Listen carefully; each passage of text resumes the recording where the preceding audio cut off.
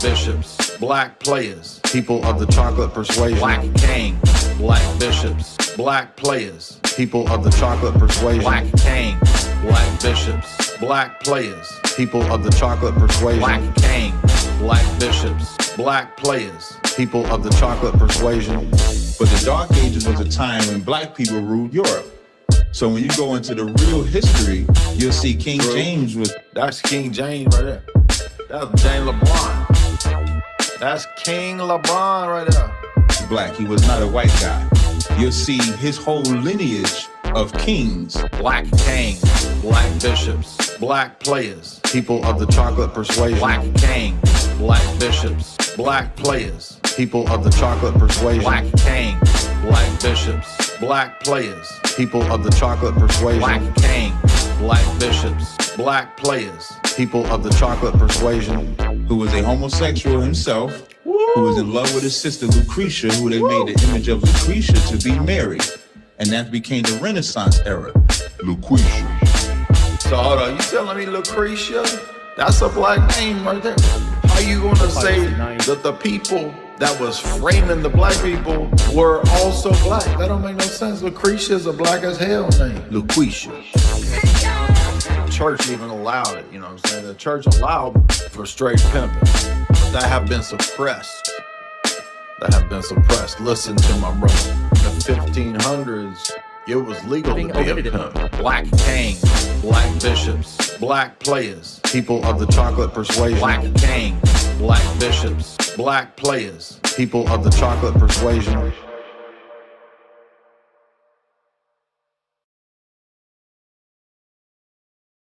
Moment, space, wise. Let's create lives. Moment, space, wise. God the Father has a body. It's a very toned body. He looks good.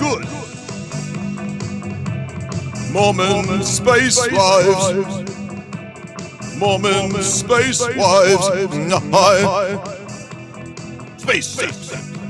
Space sex. Magic underwear fitting tight. Magic underwear is feeling right. Moment, space, wise. Moment, space, wise.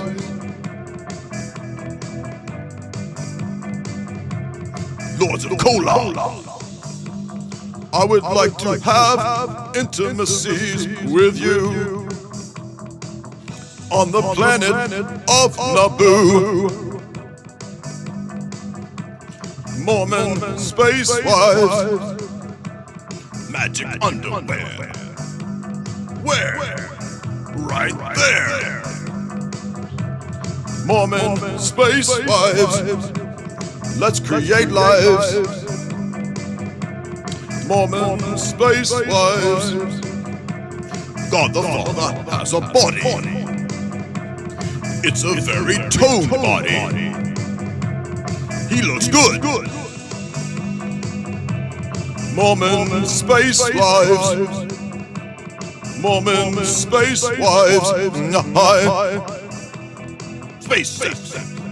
Space sex. Magic underwear fitting tight. Magic underwear is feeling right. Moment, space, wise. Moment, space, wise. A lot of people said it was their favorite. Lords of Cola. Gotta let that thing play. I would like to have intimacies with you on the planet of Naboo. It's supposed to be Naboo and the other one. I got mixed. Moment, space, wise. Magic underwear. What's up, everybody? Welcome. Where? Right there. Moment, space, wise. Space era. All right, welcome. It's time for another live stream. You know what? I just about can't stand this booger whistle song. I'm gonna be honest with you. It's tough playing it. It gets in my head, and I actually I'm getting a little frustrated with that booger whistle sound. You know what I mean? I'm just over here looks maxing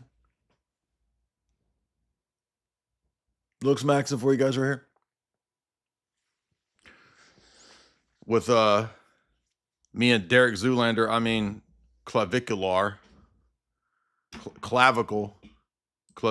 to antiquity over here. He got me looks maxing. What do y'all think? These are when I do these faces, these are pictures. These are for the thumbnails. So that's, you ask why I'm looks maxing. Why do you think? Do you know how much work goes into being a diva like myself and having to looks max all the time? And you know, people act like, oh, you don't have get a real job. You just scream at the internet. Excuse me? The makeup and hair people that are in my trailer right now, you're saying that they don't deserve a job? They should just go get on EBTs and welfares? Excuse me? Bro, I looks maxed in the 90s and I'm still looks maxing because I looks like I'm in the 90s. I mean, my face and styles as well. This is like a 90s shirt. It's got cassette tapes on it and boom boxes. So all I'm gonna say is when I look at you, any of you, when I look you in the eye, you better believe I'm looks maxing you. Every look is a looks max. So that's what's going on. Anyway, all right, we had a hype debate. So that's another reason why there wasn't really much point in popping on a live stream when that big debate was going, and I actually forgot the time of that debate. So it just ended up working out to do it later. And I know a lot of y'all was whining, where's he at? Why is he on BIPOC time? Why? Because I'm an indigenous person. Okay. It's not part of my culture to arrive when the clock, right? All you people that, oh, time is real. Oh, I'm part of the boomer time matrix. I must submit to the authorities of the time zones. Yeah, I don't live that way. I live free. And so we're going to be analyzing the debate. Cleve's already, clavicular to antiquity has already got clips up. Let's just see this clip because this is the hype clip already. We know this is about to pop off. And now I've only watched the first 30 or 20 minutes of the debate because I was trying to get, it's long. And I'm going to be honest with you, I think, and I've said this for a long time, what's his face here is the worst debater. And that's why I never accepted a debate with him. Oh, cause you're scared. No, I knew all along. We knew, Ubi and I both knew. Ubi tried to set up a debate with him for ages. And it's all this hassle to get it actually going. And then he demands a formal debate with me. And I don't owe you a formal debate. Plus, I think you suck at debating. And everybody sees that once again, I think I'm vindicated. Now, it's the year of patience. So, you know, I'm going to struggle and try to not get, you know, too sassy. I won't get too sassy. But here's the clip right here. You talk about Pope Pius IX, who he was, and Mr. Yassi, it's on you, my man. thank you so much, Alex, for that presentation. You talk about Pope Pius IX, who he was, and whatnot. None of that matters. Okay. Hey, turns out none of it even mattered because all we needed all along was these dudes. You see, we needed Tim Gordon and Elijah to come along and explain papal minimalism. And now the system works. And I saw Tim Gordon when he was defending Stranger Things, or as I like to say, Stranger's Thing, which was like the gayest Skittle show of all time now, right?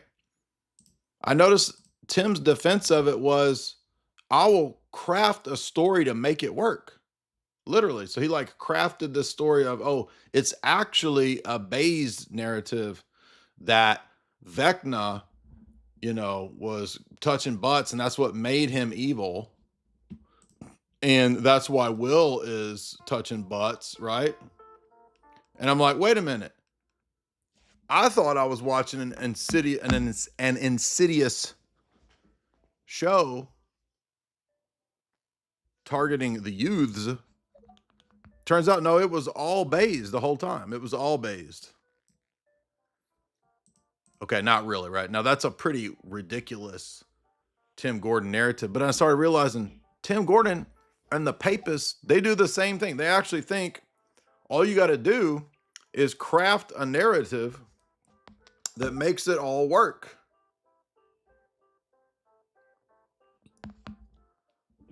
And I really think that a lot of people's worldviews and religions, they actually think that it's a system building enterprise where you just kind of construct some things and come up with some stuff like the scholastics did, new distinctions, this and that makes it work.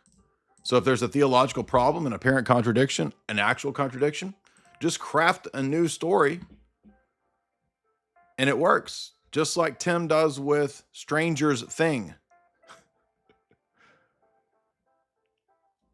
All right, we'll go to calls here in a moment. We've already got somebody on the line. We're going to talk about the debate. We'll be talking about some other cultural stuff too. What's up, man?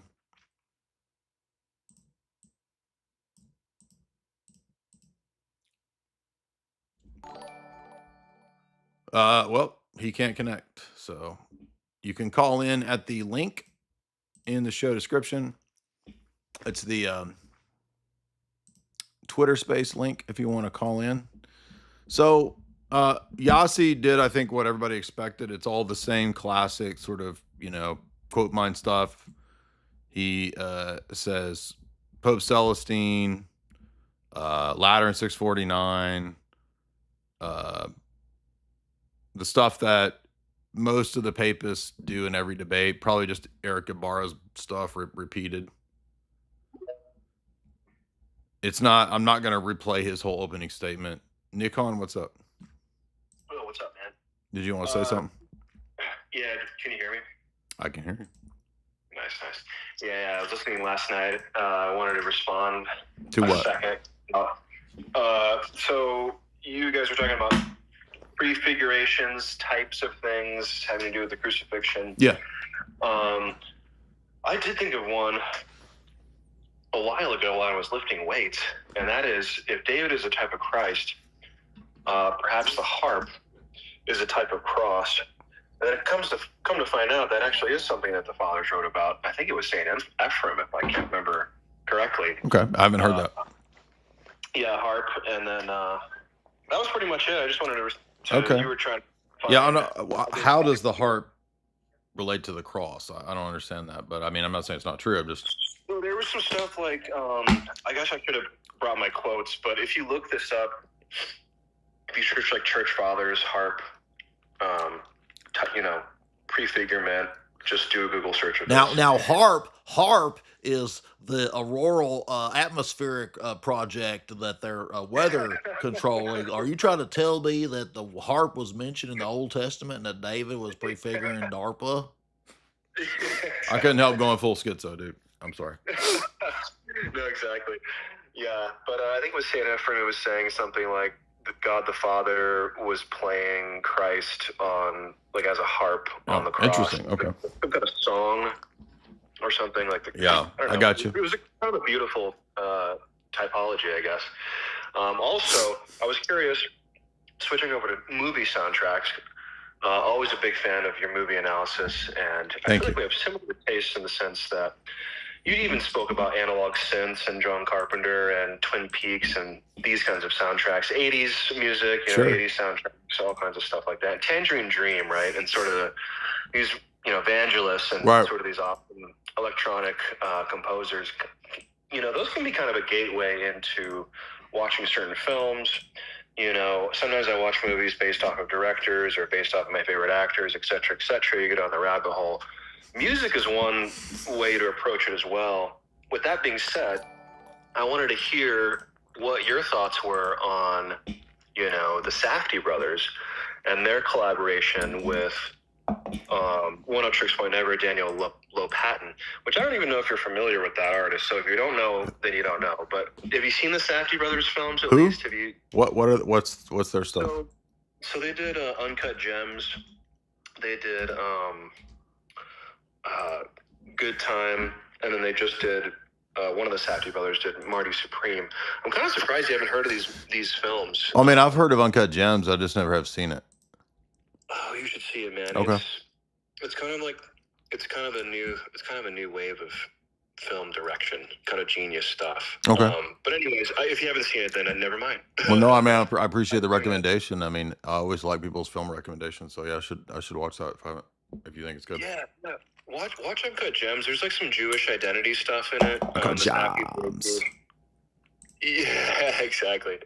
But yeah, there's like some Jewish identity stuff. But it's kind of surrealistic realism. It's kind of next level. Mm-hmm. All right. Film, like modern film. Appreciate that, man. Appreciate that. Call back in if you have more. I want to move on. Cleve, clavicular to antiquity. What's up, man? You looks maxing over there? Yeah, what's going on, brother? How's it going? Good. What's on your mind?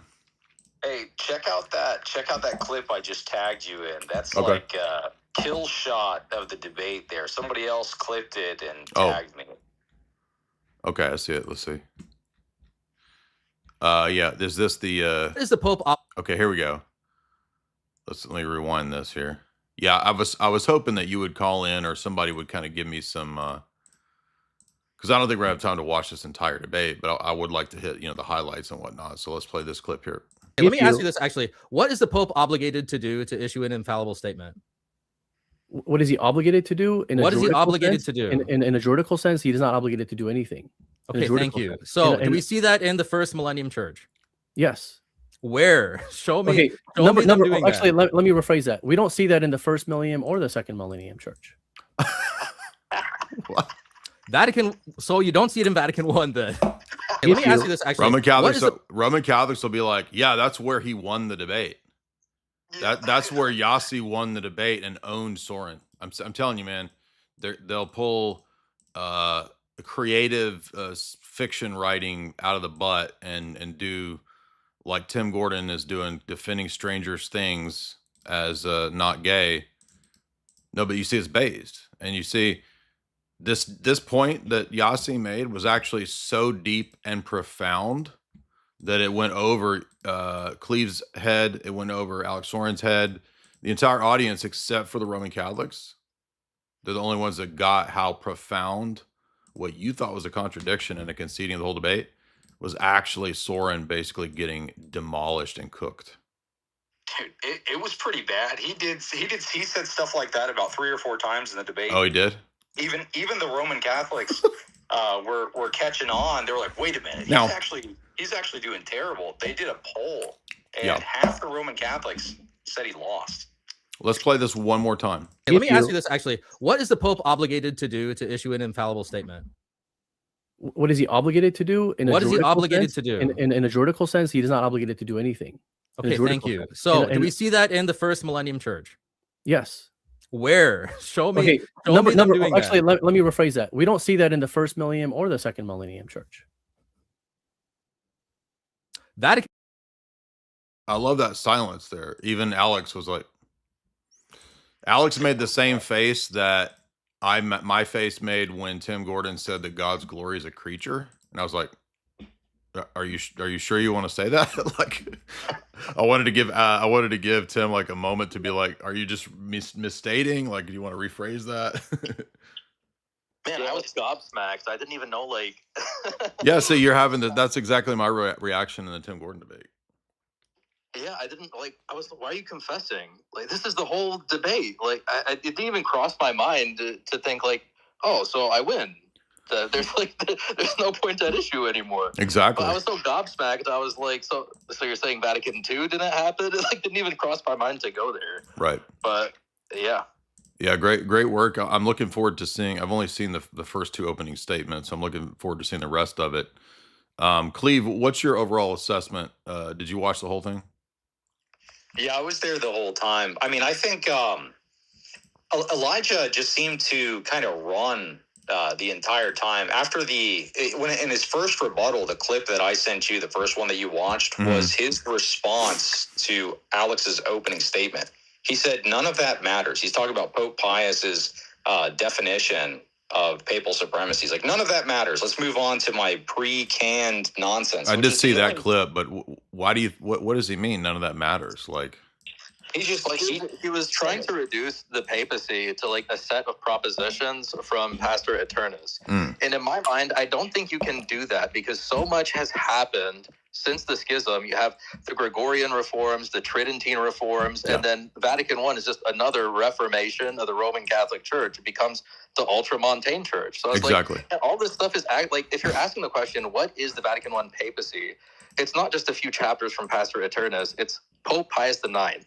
That is the Vatican I papacy. He's a king. He has an army. He minted his own currency, and he put his face on the coins. He has a special chair where he has papal servants that pull him around. Like, that is relevant. That is a part of the Vatican I papacy. Except for asking the question, is this guy, Pope Pius IX, the same as Pope St. Leo the Great? Is he the same pope as Pope Gregory the Dialogist? Like, absolutely not. They would be sickened to see that the pope has turned into a king. Absolutely. And did that ever come up with Yassi, the whole temporal supremacy? Did you get into that? Just in passing, I really just wanted to pin him on, like, okay, so this is what Vatican I teaches, that the Pope, without restriction, he can pass infallible statements. And I wanted to expose that, like, really all he does is he plays the God card. Pope Pius like, he can say whatever he wants, but it's not going to be bad because God. Yeah, it's just, I think it's a little bit of a childish argument. That was like my whole point in the whole debate. Yeah. So I think like the rebuttals would probably be worth going over, and maybe the cross exams. The open discussion was a bit lame, but but otherwise, I think the rebuttals and the cross exams, maybe if you're interested, maybe worth going over. Yeah, I will look to that. I mean, I wonder if this is where he said. Did he say that doesn't matter early on, or was that later on? That was like the first thing he said in his rebuttal. Okay, that's where I've got the cursor right there, so that's perfect. Awesome, yeah, thank you guys. I'm looking forward to analyzing a little bit more of this. I'm sure the Clips channels out there are going to find the really meaty, juicy deets already. Anything else from you guys? I'm going to play a little bit more of it. No, that's pretty much it. I mean, the cross, like you said, was kind of boring. It was basically Yassi filibustering the entire time. So, yeah, Yassi's cross was boring, and maybe I think I made a few points maybe in mine, but yeah, the rebuttals I think would be worth going. They're only 5 minutes. The rebuttals at the very beginning here. Yeah, so it was we each got an opening statement, we each got a 5-minute rebuttal, and then it goes into cross exams. The seventh, at the beginning of the 1800s, issued one encyclical. Pope Pius IX, in the mid-1800s, who presided over Vatican I, issued 38 encyclicals. And Leo XIII, the successor of Pius IX, issued 75 encyclicals. So pre-Vatican I and post-Vatican I, we go from one encyclical to 75 encyclicals. That's because the Pope has become a legislator. He's no longer just a witness and protector of the faith. And that is time. That is time. Sorry. Basically, to conclude, it was a change. Everybody agrees on this. Only Elijah Yassi disagrees. All right. Thank you, fellas. Now, at this point in time, we are going to go to our rebuttal rounds. So it will be 5 minutes. And Mr. Yassi, it's on you, my man. Thank you so much. Real quick, one thought I had while I listened to the opening statements was it's an odd position that he's arguing for, to argue for papal minimalism, that he doesn't do anything without the rest of the church, but also papal infallibility is in the first millennium. And as he was going through these papal quotes in his opening statement, Yossi, I'm saying, he's using these quotes to try to prove the thing that he's saying Vatican I doesn't teach, that there's this universal jurisdiction. He seemed to be arguing that the Pope can act unilaterally, but he's also arguing that no, papal minimalism is the case, and the Pope doesn't do things without the rest of the church. And his opening statement said, Orthodox place a division between the Pope and the church. No, we don't do that. The statement of Vatican I that the Pope does not need the consent of the bishops, that's in Vatican I. It's not us creating a division between the Pope and the church. So it's an odd position to pull out proof texts that appeared to try to prove universal jurisdiction and autocracy, but then turn around and say, but really, Vatican I isn't teaching universal jurisdiction and autocracy in some non-synergistic way. I thought that was very bizarre right away. Alex, for that presentation, you talk about Pope Pius IX, who he was and whatnot. None of that matters, because what matters is what was actually dogmatized and defined. We don't have... This is where it would be good to get him or any of these goofballs to give a clear epistemic principle by which we identify the infallible and non-infallible, because I've never heard that. And I've asked that to countless Roman Catholics, and they never even understand the question, because you ask them that and they start listing, oh, this is ex cathedra. No, I said, no, I'm not asking you what you think are the ex cathedra statements. I'm asking you for the epistemic principle that allows you to identify the infallible from the non-infallible. Alex, you want to say something? Yeah, I think they have a few conundrums like that. I was reading Klaus Schott's his book on papal primacy, and he pointed out, not the same point, but something similar, basically, that if there are only a handful of irreformable statements by the Pope, doesn't that kind of by definition open up every single other papal decision to scrutiny, that you can reopen it? Now all the other ones are reformable, but there's only Elijah said there are 4. There are some people that say there are 2. Some people say only 1 irreformable, infallible statements. And by making that category, Klaus was saying, this category was not known before, right? And they didn't really consider the downstream effects. Yeah. When did anybody in the first 1,000 years of the church even remotely discuss anything like that? Never. Well, then our position is the one that's correct, because that means that idea evolved. So yeah, and there's a weird circularity to it too that I think you were pointing out, which is look, there are no conditions for the Pope to speak infallibly. He can do it at his own discretion. But then also, well, he's never going to act without the bishops. So, okay, but I'm asking you, how do you? He is assuming the thing in question. Exactly. It becomes a circle. Yeah. Well, didn't some of his supposed proofs at the beginning argue that the Pope was acting without the bishops? Yeah, it puts him in a very awkward situation to where he's saying papal minimalism. Well, then now he's forced to talk about the Pope being an autocrat. Mm-hmm. So it's just strategically, it's also just a bad position. Not only does it not make sense, it's also very hard to defend. Right. Well, and as Trent Horn showed, that their canon law says it's infallible and binding when it's evidently manifest that it is so. So circular literally again. And that was the entire debate that I had with Trent over natural theology, was about the epistemic principle. That's the closest that any of them have even gotten to giving a kind of epistemic principle. And it's literally just, well, when it's evident, when it's clear. Well, that's the thing in question. So when is it clear? How do we know? By what standard? Who decides? And again, I think, this whole system, if it was legit, why wouldn't they just have a clear, why wouldn't the Pope just say, look, I am sitting in the chair. I am now binding the entire church infallibly to these 48 statements and doctrines. Why not? Why not just do that? I think they don't want to commit to X amount of statements. Well, that's the thing is that makes the system much more rigid than it actually is, in the sense that the more open and ambiguous it is and elastic, it allows people to craft their own papal position, which is exactly what Yossi is doing. And there was a weird part in the open discussion where he was saying, like, yeah, these doctrines are reformable, and he was talking about contraception. And I was like, okay, well, if it's reformable, that means at some point it's possible that contraception is no longer a sin. So what, you have a bunch of people who are sinning for like 2000s of years, and then suddenly nobody's sinning anymore for the exact same behavior. This leads to absurdities and like really silly positions. It does, exactly. By the way, I have to say, Elijah looks really intelligent in that amazing library that is totally not CGI.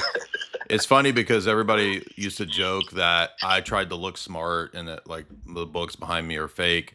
And then like Elijah comes on, he actually has a CGI fake, a literal fake bookshelf that he thinks looks cool. Anyway, the other thing too, say Alex, you guys should think about this.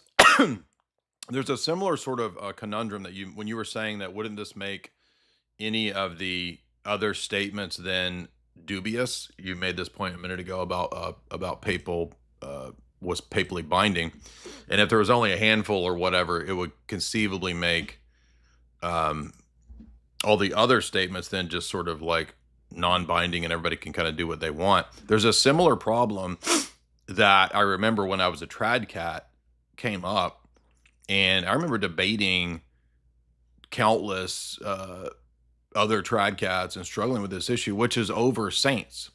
So in other words, if you get into the SSPX circles and the Sedevacantists trad debates, they have very difficult times with canonizations and the question of whether canonizations are part of ordinary universal magisterium.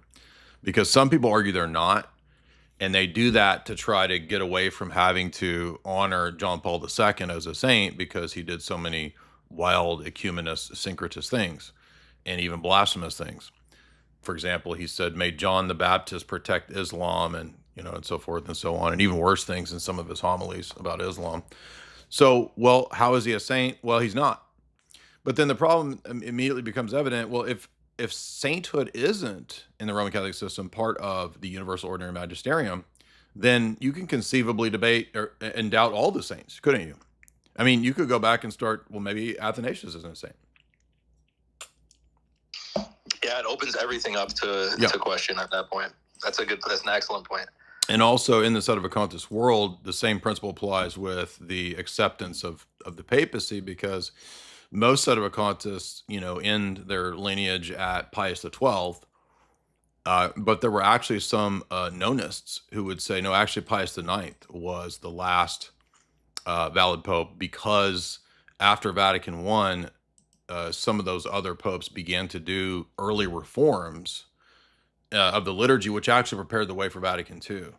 So, I mean, I think that position is kind of crazy, but all those positions are crazy. But you can, if you think about it, like, well, if I can doubt the last several popes back to Pius XII, why can't I doubt back to Pius IX? I mean, it's a Pandora's box that gets open, as Alex is saying. It kind of undoes the whole system. Yeah, exactly. Hercules, did you want to say something? You're feverishly emoting. What's up? Unmute. Yo, hello? Hey. Can you hear me? Yeah. Yo, what's up? How are you? What's on your mind? I'm good.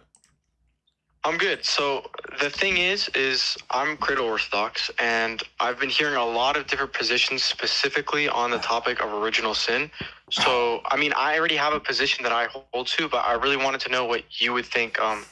Because I know this is like going around, especially on the online space, about like our views on original sin, like all these like terms being thrown around, like, guilt and stuff like that. So like, what would you affirm? And then I could just tell you if you want to know what I affirm, something like that. I mean, yeah, there's no such thing as inherited guilt. Guilt, by its very nature, and according to the book of James, is a specific individual action when you violate God's law. And there's countless quotes from Orthodox catechisms, Orthodox saints, church fathers that point out that when we say everyone is under Adam or condemned in Adam, It is not referring to the guilt of Adam. It's referring to the inheritance of the consequences of the sin. Well, yeah, I agree. Like, we're not personally guilty in any sense. Right. Like, that's completely condemned. But like, I agree. Like, we don't affirm any sort of culpability, but we affirm like liability. So like, we would affirm that we inherit the consequences of his sins. Like, Saint Cyril speaks of guilt, and we also have Saint Philaret. Like, we have multiple like church fathers who speak upon guilt when in the sense of like liability. But I don't think like any Orthodox would ever affirm any sort of like personal guilt. I would like think that's absurd. No, But, a lot like, of these people online are doing that, and they're confused. personal guilt. Huh? You think people online affirm like personal guilt? Like, Yeah, I've argued with many of these people for years. okay, that's interesting because I've never heard about anybody who affirms personal guilt. But like, Well, these are new converts who think that they've read Augustine a little bit, and then they think that we affirm Augustine's view, and we don't. what do you think Augustine affirms? Because I don't Mas think he affirms damnata. any sort of personal guilt. Yes, he does. He Could you- he affirms mas damnata, Wait, could you elaborate on what that is real quick? that we are all Like, a is it- damned mass in Adam. Well, in what sense, right? Because like we would have to understand like what he means by that. Like if he's He speaking means upon, infants like, are damned. Wait, real quick. So this is going into unbaptized babies now. Do you think like unbaptized babies go to heaven? No, I don't think they automatically go to heaven. We're not told, but we're also told that they do not receive the condemnation of damnation because they haven't Well, what do committed you- actual sins. Yeah, wait, what do you define damnation as? Because like, I would just take that to be when we're speaking of like damnation. You didn't, bro. You didn't unbaptized even know what babies- the mas damnata doctrine is. So why are you trying to debate me on Augustine? Well, That's I'm a not- fundamental hold on. teaching of his theology. Yeah, wait, I understand what you mean within like normative like English terms, but when it comes to like the Latin, I'm not like the best when it comes to Okay, Latin. but that's a basic idea in his anthropology and his Yeah, doctrine of original yeah, I sin. under- I Why are you understand the interrupting idea, me? Oh, sorry about that. And the people online that I've been arguing with for years promote and affirm that. Yeah, wait, I don't see an issue with affirming that. Like, you would have to define what you mean by like damnation. I just said he believed that unbaptized infants are damned. Yeah, and do you think that like they suffer in his position? He believes that they suffer all the way up to Pope Gregory the Great believed that they suffered hellfire. Do you think that Augustine affirms that Saint Augustine affirms that unbaptized babies suffer in Gehenna? Well, Or he like says fire? that they have a lesser, he doesn't say it's the same as people who have personal guilt. Well, what do you mean by that? Because like when was I don't using know what Augustine he to means affirm- by that because I don't think his position is consistent. So if you wait, what do you mean? So if you don't know, Why what do his you keep position is asking me what I affirming, mean? How can? Well, because I want to understand your position. If you're saying like his position, You affirms tell me for, what like, the Orthodox position is because you know ambiguity. all about it. Yeah, of course, I can tell you. Yeah. Tell me what like, it as is. defined in St. Peter Mojila's Catechism, right? We would. It affirm doesn't say that. unbaptized- No, you just are using the English terms. You just said that you don't know the Latin terms, so you're using these English translations, which you think means the Latin view. It doesn't mean that. Wait, I don't think there's any distinction between me reading the normative like English terms when it comes to St. Augustine's view. Peter and, like, Mojila's, I'm not gonna no, come- Peter Mojila's Catechism is written to a Western audience, and it uses terminology that sounds like Latin theological terminology, but it doesn't. So you're reading the baggage of Latin theology into it. No, I'm not because wait, Yes, I you think are. you're misunderstanding what I mean by like what you mean by. You don't Latin even know theology. I Augustine's don't- position, so how are you in a position Yes, to I critique do. me? No, Wait, you I don't. can tell You you- didn't know what I can Mas tell you- damnata was. That's fundamental to his position. I understand the position. I just No, didn't you understand don't. the You terms didn't he know was what a using. basic idea in his teaching was. Does he believe that we're all an archetype in Adam? No. Yes, he does. He affirms explicitly in City of God that we are all in Adam as in an archetype. So you don't know the basics of his view. Yes, I do. Wait, No, you so- don't, okay, because asked you me would have two- known you that asked in me two City of God he questions. affirms. Have you read City of God? Some parts of it, yeah. Okay, have but you? I've read the want me whole to tell thing, you- and he affirms that. Okay, I know. Okay. Does he affirm? To be honest, Does he affirm that we are all in Adam as in an archetype? wait, what do you mean by archetype? Like, I So you don't affirm even that he know his affirms basic that ideas we of sit divine in Adam. ideas. Wait, I affirm You that don't we know sit his. in Adam. You don't even know his basic ideas. Wait, if you just mean like All that, right, we so sit you're in wasting Adam, my time. Yeah. So you're not in Wait, a. let's You're not. discuss. Wait, why are you? You're not. Like, Because let's you're just not in a discuss something position else. to debate this. You haven't done the reading. Yes, I am. No, you I don't haven't. think you don't know what the Orthodox position is. Like, this You is don't why, even like, know Dyer what Augustine's reads views are. through- You're not in a position to tell me I don't know Well, what it this is. is why you're a pseudo-intellectual. Like, you can't actually like engage. in I'm a conversation pseudo without, intellectual, and you have okay, not okay. read the readings. Yes, You think that You Orthodox just is said gonna that he be sold doesn't teach. heaven. You It's just said that he. ridiculous. You just said he doesn't You teach. reject All right, fundamental so scripture. no, you're a heretic because you think No, I'm that not. you just said You're mass a convert. damnata and the Orthodox Church You're doesn't teach ridiculous. that. You're an idiot. Okay, yes, it does. Our entire. Do you The know what it is? Orthodox Okay, so Church do you teaches know? mass damnata from Okay, you Augustine. know, hold on. Did Yes, you but just say that wait, you didn't know what it yes, was? yes. Wait. I understand You what s- the position are is. we This is are we this- all in Adam as in an dude, hold on, archetype? dude. Are we all in You're an being Adam ridiculous. as in an You're archetype? being ridiculous. No, Yes, I'm we not. sin You in don't know Adam. his If you're teachings. asking me that if we sin, yes, I do. You just said he doesn't teach that, and he does in City of God. If you're asking me that we affirm Does that he we sin teach that Adam, in City of yes. God? That we sin in Adam, sure, yeah, I can posit that. Does he teach that we are in Adam as in an archetype, and that's why we have original guilt?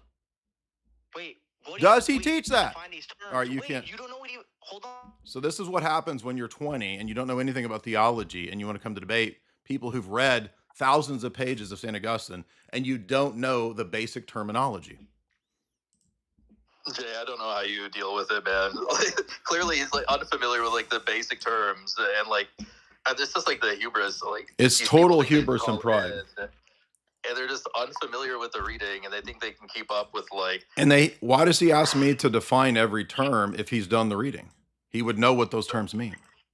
They're clearly not up to date on the conversation. To defend the popes in his person or what he thought, or whether he thought he was his king or whatever. What did Vatican I actually define is the question. By the way, for those that are interested, I did a lecture through the entirety of the City of God. You can watch my lectures going through the entire book, and I guarantee you that man has not read the entire 1,000-page City of God. I lectured through the whole thing, so you know I have. It's one of the things that made me leave Protestantism back when I was 21.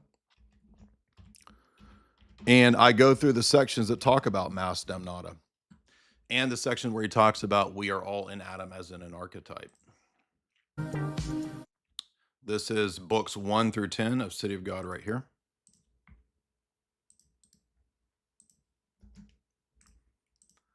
I mean, just to act that way with people who have been reading this stuff for 25 years, 26 now, it's just really annoying. And if I can immediately tell, it's the same with philosophy, right? Or anything that you've done for 25 years. When you hear people not familiar with terms, you can identify where they are in their reading or their understanding, and you know right away, okay, they're not familiar with the basics. So here is part 1. I think part 2 does the second half of City of God. And I read City of God 25 years ago. I have it all marked up over here. If we want, I can get it out and we can find the actual page where it talks about mass damnata. And you notice he changed his position to say, no, actually, I do believe in mass damnata. And then he's, what does it mean that we are in Adam as an archetype? Well, Augustine was influenced by Neoplatonism. And so if you read on the Trinity, there's sections of On the Trinity, which are basically just even copy paste from Plotinus's Aeneads. And Augustine was pretty open about his influence from Neoplatonism. So what he does is that he uses that archetype theology, or philosophy, I should say, to argue that the reason that Romans 5 holds us guilty in Adam is because we are in him as in an archetype. That's his terminology, which you should be familiar with if you know this topic and you've read this stuff. I've read all of the anti-Donatist works. I've read all of the anti-Pelagian works. I've read all of City of God. I have them all marked up. I've read almost all of On the Trinity. I took Augustine's name in 2001 when I became a Roman Catholic because I read him fervently for all of my 20s.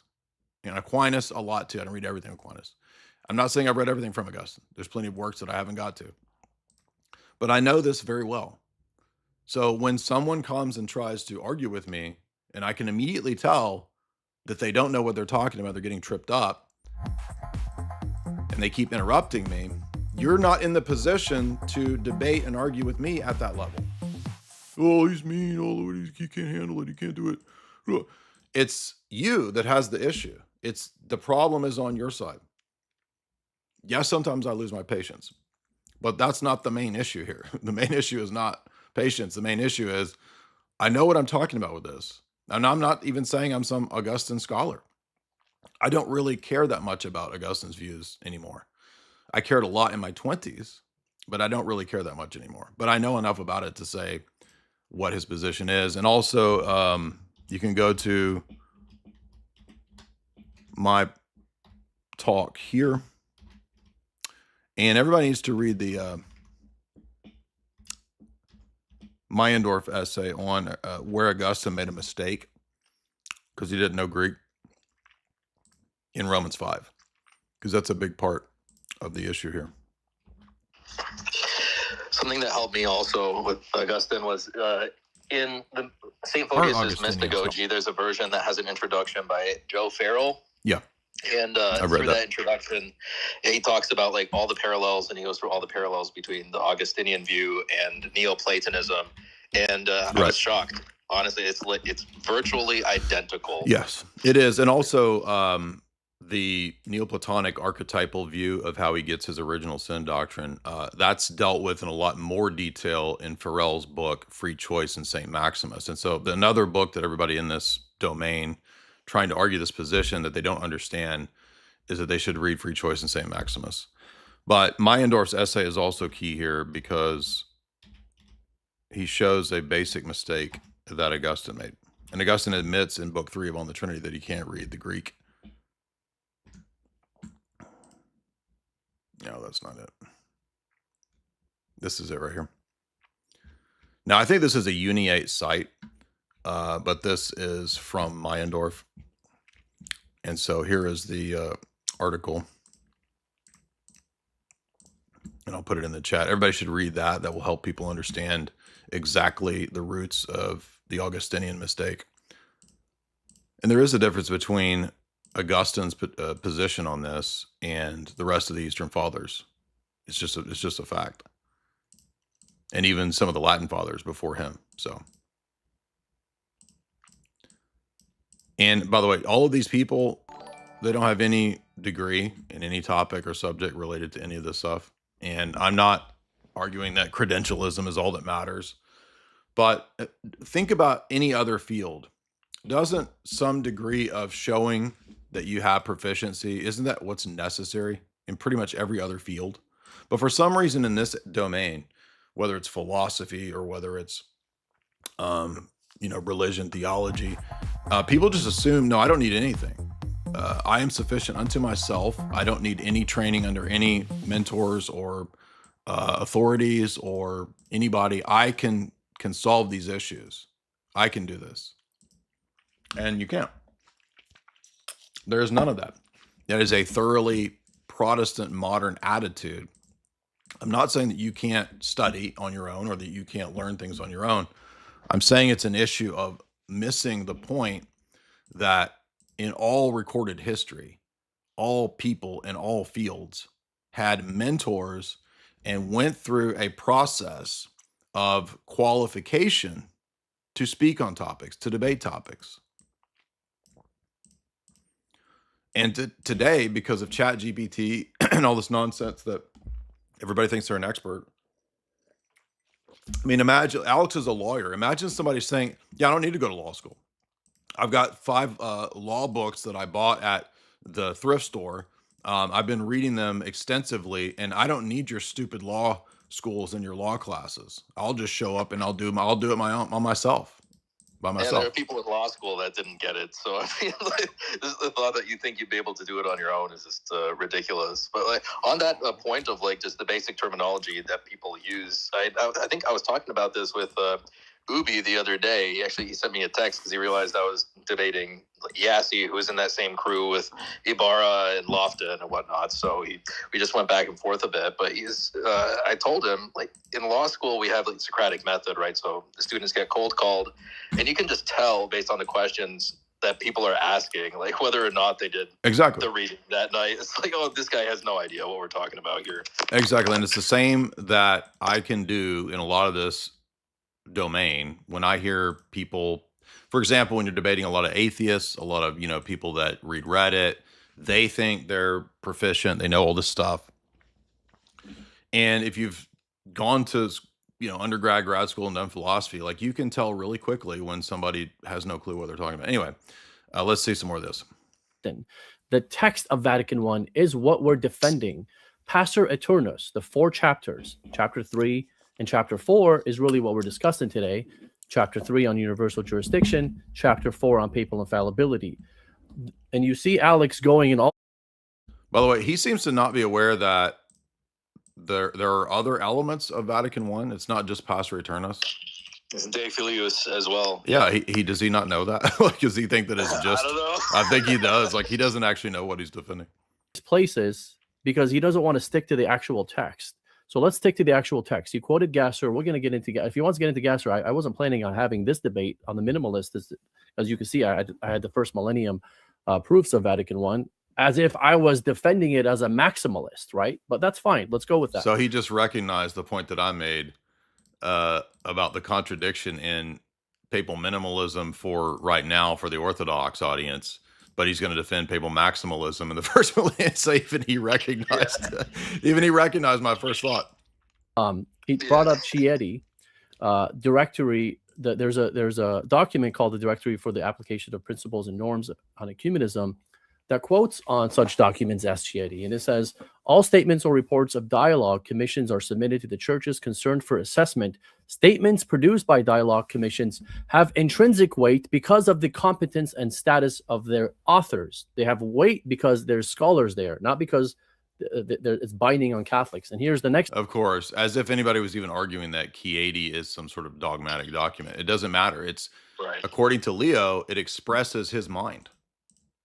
So that tells us that Leo agrees with it. We're not concerned about, is it ex cathedra? No, of course, nobody's ever even argued that it's an ex cathedra document. They are not, however, binding on the Catholic Church until they have been approved by the appropriate ecclesiastical authorities. So please. So in other words, nothing is binding until it's approved. And what exactly and when is that happening? Well, we don't know exactly. This Chieti stuff, it's not binding on Catholics, according to us Catholics, until the Pope and the bishops have approved the document, which has not happened yet.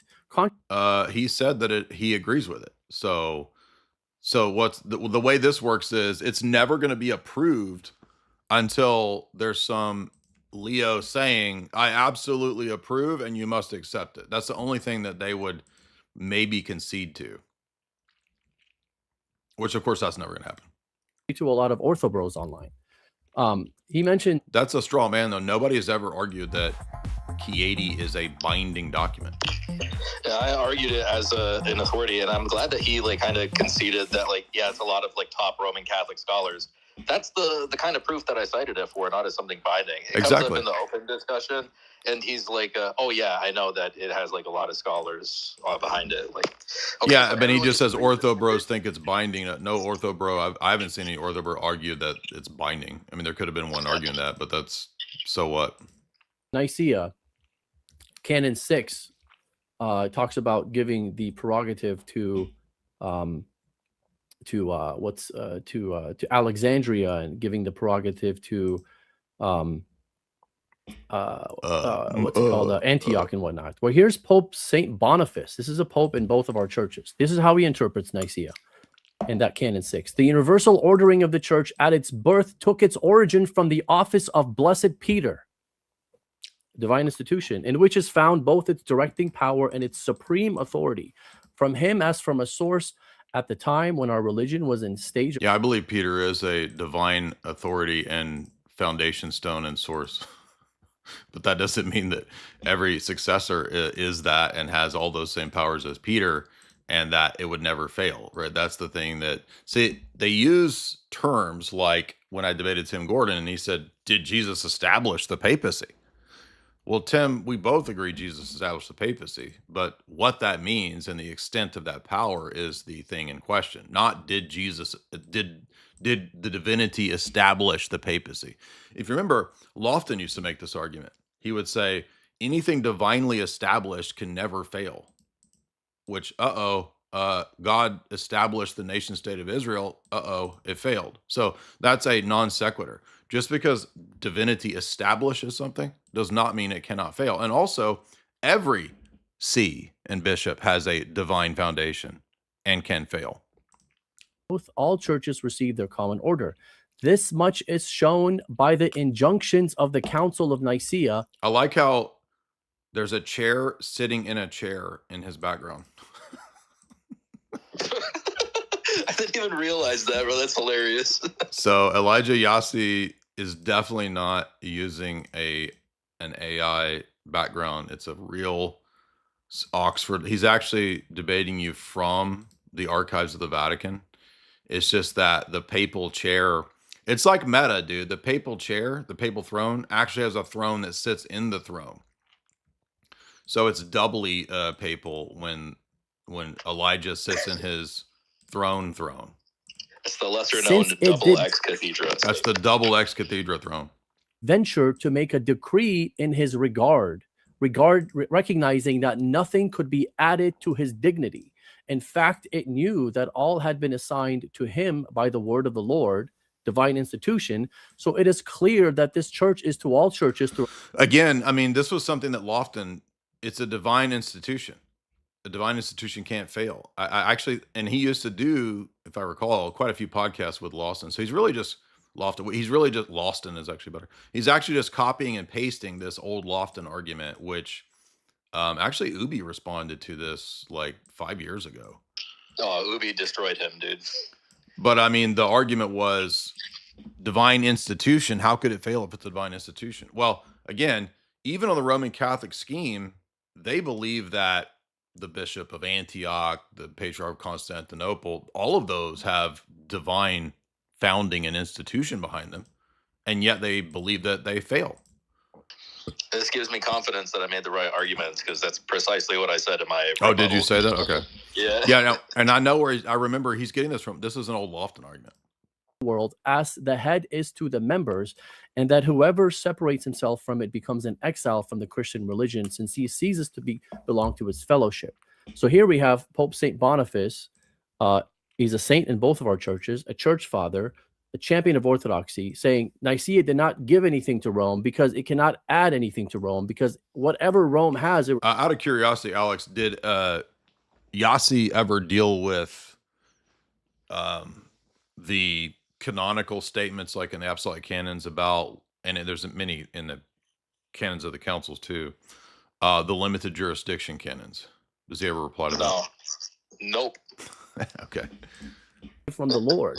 I've actually never heard a Roman Catholic response to that. I'm not saying there isn't one. I'm just saying I've not really heard them respond to that. I wonder, I guess they would just say, yeah, we don't care. One. So thank you for the Canon 6 there. And then what else? He said the Pope does not need the permission. I've been saying that for the last 15 years. You guys. If the Pope doesn't need permission, then how is it papal minimalism? Is that where you go, Alex, I assume? Yeah, that's the end of the debate, in my opinion. Okay.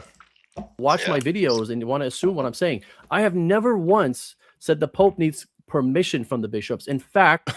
Okay, so this is getting so preposterous. And I'm sorry, I'm not trying to be mean. I just, Ubi and I 5 years ago were talking about debating and setting up debates with this guy, and Ubi said he had a really hard time doing it, and Yassi wouldn't agree to any of the terms, and so he just gave up. And Ubi said to me, I wouldn't even worry with it. He's a terrible debater. And I think we saw again that, and I'm seeing now with my own eyes, he's no good.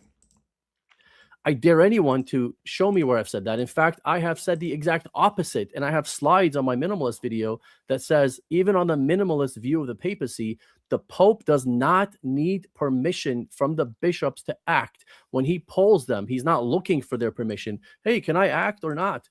He's looking for the faith of the church. He's doing his homework. So when I'm glad the Pope's doing his homework. I mean, if I was Catholic, I wouldn't want to put my faith and trust in it unless I knew for sure he was doing his homework.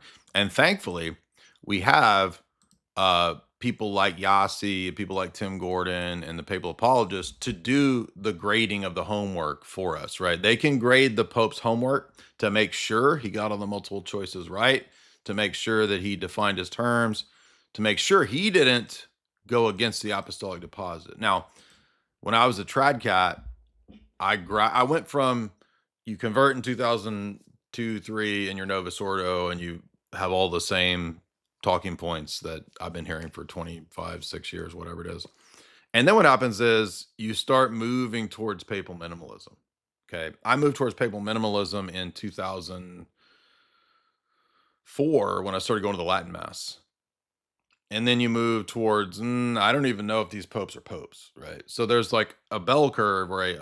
What's that meme that Sneck used to share? The midway meme. Yeah, the trad meme where you move to go to full Mel Gibson, and then you move towards orthodoxy. So Polling the bishops, he's looking to see if the bishops believe this dogma, because as Vatican I says, he cannot make up new dogmas. He can only decree what has already been taught by the church universal. So he's polling the bishops to make sure that they believe it. Okay. Well, but it's also kind of not necessary because the bishops aren't the ones that tell us or determine what the faith is. So I'm glad to know that the Pope is polling in an irrelevant poll, which has nothing to do with whether or not it's actually dogma, because the Pope is the one that decides at the end of the day. For the last 2,000 years, or whatever the time period was when it was said in 1870. So this is not a permission that the Pope is seeking. He is seeking the faith of the church, which is called agreement of the church. The agreement, not permission. Those are two different things. That's not a distinction without a difference. Okay, where is he getting this? So he's decided that the role of the Pope is to find agreement and not permission. This is just linguistic ambiguity, because as he will say, as we already saw, actually, at the end of the day, he doesn't need permission. Okay, does he need agreement? I mean, if 75% of the bishops disagree and the Pope decides that the doctrine that he's defining in some case actually is the faith, then he doesn't need agreement. And it doesn't matter whether you redefine it as, quote, permission. Again, these people craft casuistry and come up with ideas to make the system work. Or difference without a distinction, what have you. He looks at O'Malley. Great. Congratulations. I look at Pope Pius IX, Swiss bishops who were at Vatican I, German bishops who were at Vatican I, Gasser, who was set out at Vatican I to explain papal infallibility before they voted, Fessler, Newman. Yeah, but I'm pretty sure Gasser doesn't teach minimalism, right? No, Gasser teaches what I was saying. Exactly. Like, why is he citing Gasser? Like, yeah, Gasser doesn't really help him. Gasser explicitly says that whether there's like talk about moral obligation, right? Does the Pope have a moral obligation to poll the bishops? Well, Gasser says that the person who decides whether or not there is a moral obligation is the Pope. So it's always the Pope at the end of the day. Exactly. The Pope decides everything. AP2, Pope Benedict, and I have consensus of scholars here in front of me if you want to get into what Vatican I actually taught from actual Catholic theologians. So wait, why do we need the consensus of scholars? Again, that's not even actually a principle in Roman Catholicism. I think I ran out of time. You have about 10 seconds left if you want to continue. He says there were two ex cathedra since 1854, where Dr. John Joy, theologian of the Catholic Church, would disagree. He would look at Humana Vitae as ex cathedra. Okay, now he's citing fallible theologians of the Catholic Church to dispute the number of ex cathedra statements of recent note. But again, as I pointed out, doesn't that itself show that the system is fraudulent? I mean, it's not even clear. And he's going to fallible Catholic scholars and theologians to tell us the ones that are infallible in the last century or two. Hello? Like, that's epistemic nonsense. Pope John Paul II ordained, saying females can't be ordained as ex cathedra as well. So it just depends on who you ask. It just depends on who you ask? Well, Elijah, go ahead, Alex. Oh yeah, there's a big problem, and like, well, there are certain statements that are irreformable, but we don't know what they are exactly. I mean, he just said that it depends on who you ask which ones are infallible. Oh, good, because I thought the papacy was there to tell us the things that were infallible, but turns out it depends on who you ask. All right. Well, thank you for that, Yossi. I got to hear that again because that was There's scholars here in front of me if you want to get into what Vatican I actually taught from actual Catholic theologians. And I think wait, so how do we know who the actual Catholic theologians are too, by the way? Because he's saying Vatican I is elucidated by the actual Catholic theologians. Well, I thought the infallible document was the thing that is the deciding final interpreter. But no, we need the fallible interpreters to interpret. We need the fallible to come and interpret the fallible. This was my critique in my papal circularity video 7 years ago. And then he's basically just repeating that. The time. You have about 10 seconds left if you want to continue. I want to hear the. He says there I were want to two hear the depends on who you ask 1854 because I like that. You have about a difference, or difference without a distinction, what have you. He looks at O'Malley. Great. Congratulations. I look at Pope Pius IX, Swiss bishops who were at Vatican I, German bishops who were at Vatican I, Gasser, who was set out at Vatican I to explain papal infallibility before they voted, Fessler, Newman, JP2, Pope Benedict, and I have consensus of scholars here in front of me if you want to get into what Vatican I actually taught from actual Catholic theologians. And I think I ran out of time. You have about 10 seconds left if you want to continue. He says there were two ex cathedra since 1854, where Dr. John Joy, theologian of the Catholic Church, would disagree. He would look at Humana Vitae as ex cathedra, and Pope John Paul II saying females can't be ordained as ex cathedra as well. So it just depends on who you ask. So it just depends on who you ask in terms of what's ex cathedra. I mean, do you guys in the audience not see the epistemic problem that I constantly harp on there? Oh my gosh. All right. Well, thank you for that, Yossi. And at this point,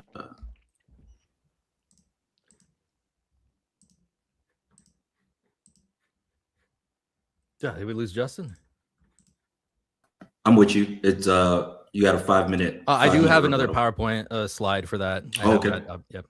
Okay. All right. Dang, dude. Alex is over here drawing up freaking PowerPoint slides on the flash, dude. Well, I already knew what I wanted to say. I was gonna say, like, it'd be funny if you like made the PowerPoint as he was doing his rebuttal. Yeah. Okay, so I did anticipate that Elijah would go into honorifics a bit for almost every quote exalting Rome. There's a corresponding quote to other major sees. Like Saint Ignatius says that the church in Philadelphia was established by God. If you apply Elijah's standards to this is great because this is again classic Loftonism here. And the church in Philadelphia also was divinely instituted because it was established in the agreement of God. If you apply Elijah Yassi's standards to St. Ignatius of Antioch to his church. I remember when Lofton first said this argument against Ubi, and I was talking to Ubi on the phone, and my first thought was, God established the Jewish temple. So, like, what do you mean? I mean, the temple was immediately destroyed. Multiple temples were destroyed, so... Ephesians, the church in Ephesus was foreordained before the ages by God, which, I mean, that shows divine institution of the church in Ephesus.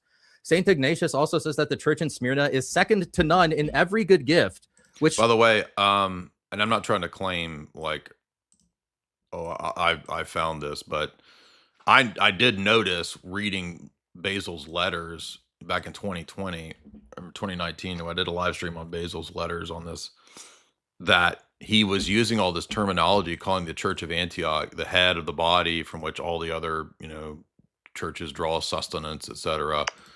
And I've never heard Roman Catholics make that work, right? If you wanted to make your system work as they're trying to do, to make all this mesh together, they never touch on those. They just really hand wave. Yeah, it doesn't matter what Basil said about the church. Well, but wait a minute, because you're saying that honorific terminology about Rome proves Vatican I, but that's selectively choosing evidence and ignoring other evidences that would go contrary to it. Because if you're going to be consistent and make this whole thing work, you're just assuming the thing in question, right? Because if the Roman Catholic position is true, then it makes sense why you would dismiss Basil calling Antioch the head. But if the Roman Catholic position isn't true, and if it's the thing in question, you can't just appeal to the Rome is the head, etc., without dealing with the other patristic doctors of the church, citations of the other churches having the same honorific terminology. It just becomes a double standard, and it becomes arbitrary. Smyrnaean he supremacy, basically admits that actually. later If too, you by the way. Oh, he does? Well, yeah, I was like, it was a question too in a super chat that were like, how do you distinguish between the honorifics that have meaning and the honorifics that don't? Ooh. So like, my point here is that like he's totally inconsistent and like which honorifics have weight and which don't. And then he avoids, and why is like, it only the these one? haters Why is identify. it only the honorifics about Rome that have weight? That's the thing here, right? Because Yeah, again, he's inconsistent. Yeah. He has no answer. Elijah Yassi's standards and his method of interpretation to this letter. and you know what I'm which- going to say, and I don't mean this to be again mean, but something I've noticed for 20 plus years debating Roman Catholics and debating within Roman Catholicism, they just don't understand like questioning and they don't understand internal critiques. They don't understand system level defeaters. They don't understand questioning presuppositions. They just cannot grasp it. And that's why the whole thing, as we saw with Trent and as we see in other Roman Catholic apologists, is they just appeal to things just being self-evident. It just is. It's just the ex cathedra is what's manifestly ex cathedra. But don't you understand that that doesn't work? That's a circle, and you believe as a classical foundationalist that you can't be circular. Second to none in every good gift. Wait, I thought Rome had the most powerful spiritual gift. Did they forget about the gift of infallibility? Oh, that's a good Rome? point, right? How Why is would Smyrna- Basil speak that way? Did he forget that honorific is actually not appropriate for Antioch? That's a really good point. Second to none in every good gift. Saint Ignatius says that the only bishop above Saint Polycarp is God the Father and Lord Jesus Christ. So, I mean, I guess he forgot also about the universal jurisdiction and supremacy. Now, this is something that I always point out, and this quote from Alex here illustrates it. When you say stuff like this becomes the, the papacy evolved. You see, it's a doctrinal development. It wasn't really clear yet. But at the same time, all those same apologists argue that, as Vatican I and Satis Cognitum say, no, it was actually always the case, understood from the earliest days. So this is a movable system. If you need to argue on the one hand that it was always there, it's always there. When you have all these quotes like this, I'd say it wasn't always there. It was something that was, doctrinal development as they came to understand it centuries later. So it can't be both of those. Those are mutually exclusive positions. And I hammer this for years, and I still don't understand why they don't get this. It should be easy to identify as a problem in terms of logic, right? Like, I can't say on the one hand that using the universal quantifier, it was always the case that the earliest days of the church, the earliest fathers understood the Roman See to have the view that Vatican I says. I can't say that and also say, however, it was not always the case, and it was a doctrine that developed over many centuries. Those are mutually exclusive. And I have yet to hear a Roman Catholic apologist address that objection. You notice that most of their apologetics, by the way, relies on not ever addressing our actual arguments and only addressing the quote mines, only addressing and putting out whatabouts. That's it. When are they actually going to address the actual arguments?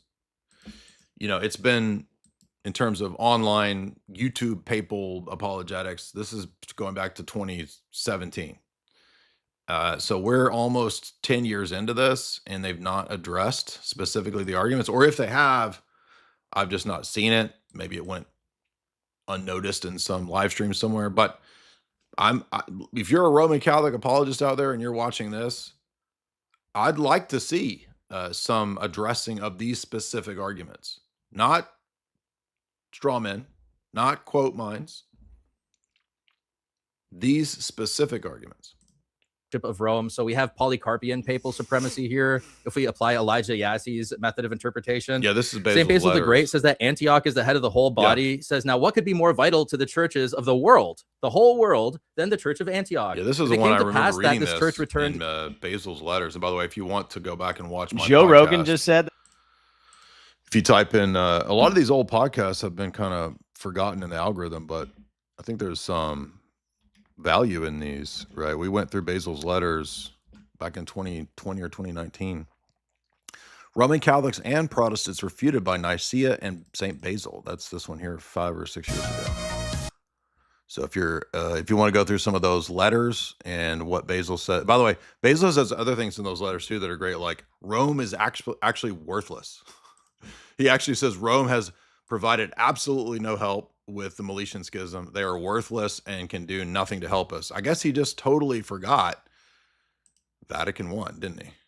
He was not understanding the papal principles upon which the church was always founded. When saying Rome was worthless. State of control, nothing would prevent its affording health in the manner of a sound head to the whole body. So Antioch is the head, Rome is the body. If you apply Elijah Yassi's method of interpretation here. St. Basil says that St. Meletius is the head of the whole body of the church, which is like, I mean, what happened with that Meletian schism? I mean, it was wrong. Rome was just like wrong for 40, we gotta find that quote where he says Rome was worthless. That's 40 or 50 years. And then they just acquiesced. They confessed that they were wrong for 40 years. There's a prime example of the head acting separate from the body for like 40 or 50 years. St. Basil says that St. Athanasius is the highest of all, which shows Alexandrian supremacy. It shows that St. Athanasius is the head of the church, that communion with Alexandria makes you Christian. It's great. Actually, I'm glad that honorifics is now out here in the apologetic discourse, because if you go back 10, 15, 20 years in Roman Catholic apologetics, there wasn't even a discussion or acknowledgement of honorifics. It was all just literal, just quote mine. That was it. You throw out 12 quote mines. There we go. Vatican I is proven. But I'm glad that we've actually pushed and sort of forced the discourse to be way more precise. And St. Gregory the theologian says that St. Athanasius is the fountain and life of the church, and that he had chief rule over the people and charge over this is a good one. I've not even seen this quote. This is a new one to me. The whole world. This is the exact I've read the orations, but I just didn't even notice this quote or didn't think about it. Same language that Elijah will point to like prove some sort of papal supremacy or something. These are just honorifics. Everybody talks like this about everyone. It doesn't prove anything. St. Gregory the theologian said that St. Athanasius legislated for the whole world without the aid of any coadjutor. What happened to the Pope of Rome? Pope Agatho said that the emperor was inspired by the Holy Spirit. He said that the Christian commonwealth divinely entrusted to your keeping to the emperor. For these decrees, the Holy Spirit, by his grace, dictated to the tongue of the imperial pen. So the Holy Spirit was speaking through the emperor if you apply Elijah Yassi's method of interpretation to these honors. That's great. Guys, by the way, if you want to support the stream, you can do so through Super Chats. Super Chats are done through Streamlabs preferably, but you can also do it natively through YouTube. We've got a nice crowd. We had about 1,200 a minute ago, so thank you for joining us today as we review the debate, and we'll probably get into some cultural topics here in a little bit. Go ahead. I'm going to hop off the call. Okay, thanks, Alex. Thank you for your comments and great work tonight. Thank you very much. Bye-bye. All right, we'll take this call here. Ian Curtis, what's up, man? I'll take a couple calls. Break up the flow. What's up? What's going on, man? Appreciate you. So I got a couple questions here. Coming from a Protestant background, actually working my way into finding a Orthodox church, Eastern. Nearest one's like an hour and a half away. But before I go there, I have a couple questions that I would like to be answered. Man, things like I have a buddy of mine that has me kind of baffled. The Anglican and Presbyterian church claims to have apostolic succession, and well, I say they claim. You know, you see Redeemed Zoomer speaking on some of these things. Let's be precise here. They claim that it's a doctrinal succession. It is not an historical laying on of hands, bishop to bishop succession. Okay. Okay. But we say with St. Paul to Timothy, he says, I laid hands on you. Laid hands. Don't lay hands on anyone hastily, because the gift of the Holy Spirit is giving in the laying on of hands. And the Orthodox Church holds that. And the Protestant churches specifically, as far as I'm aware, do not acknowledge a transferring of the Holy Spirit through the laying on of hands. Absolutely, 100%. Okay. So a couple more questions. So would me leaving the Protestant church and views and going into Orthodoxy be considered a sin of schism? Because he brought that up, and I don't understand how that would even correlate. But I would just like your views and understanding on that. No, I mean, what you believe is schism will be dependent on your worldview and which religion you're in. So if Orthodoxy is true, they're the ones in heresy and in schism. So again, that really just depends on, which one's right. And that's the thing in question. So 100%. For the Orthodox Church, no, there are not thousands of churches that are all in schism. There's only one mystical body, which is the Holy Orthodox Church. That's it. 100%. Okay. And I have a bunch of I was going to ask which books to look into as well. And I understand the way that y'all kind of go about it. You'll start off with Christendom and Christology. Christology first, instead of working almost backwards. We don't start with soteriology. So we start with like the doctrine of the deity of Christ and the Trinity, which is what the councils kind of laid out.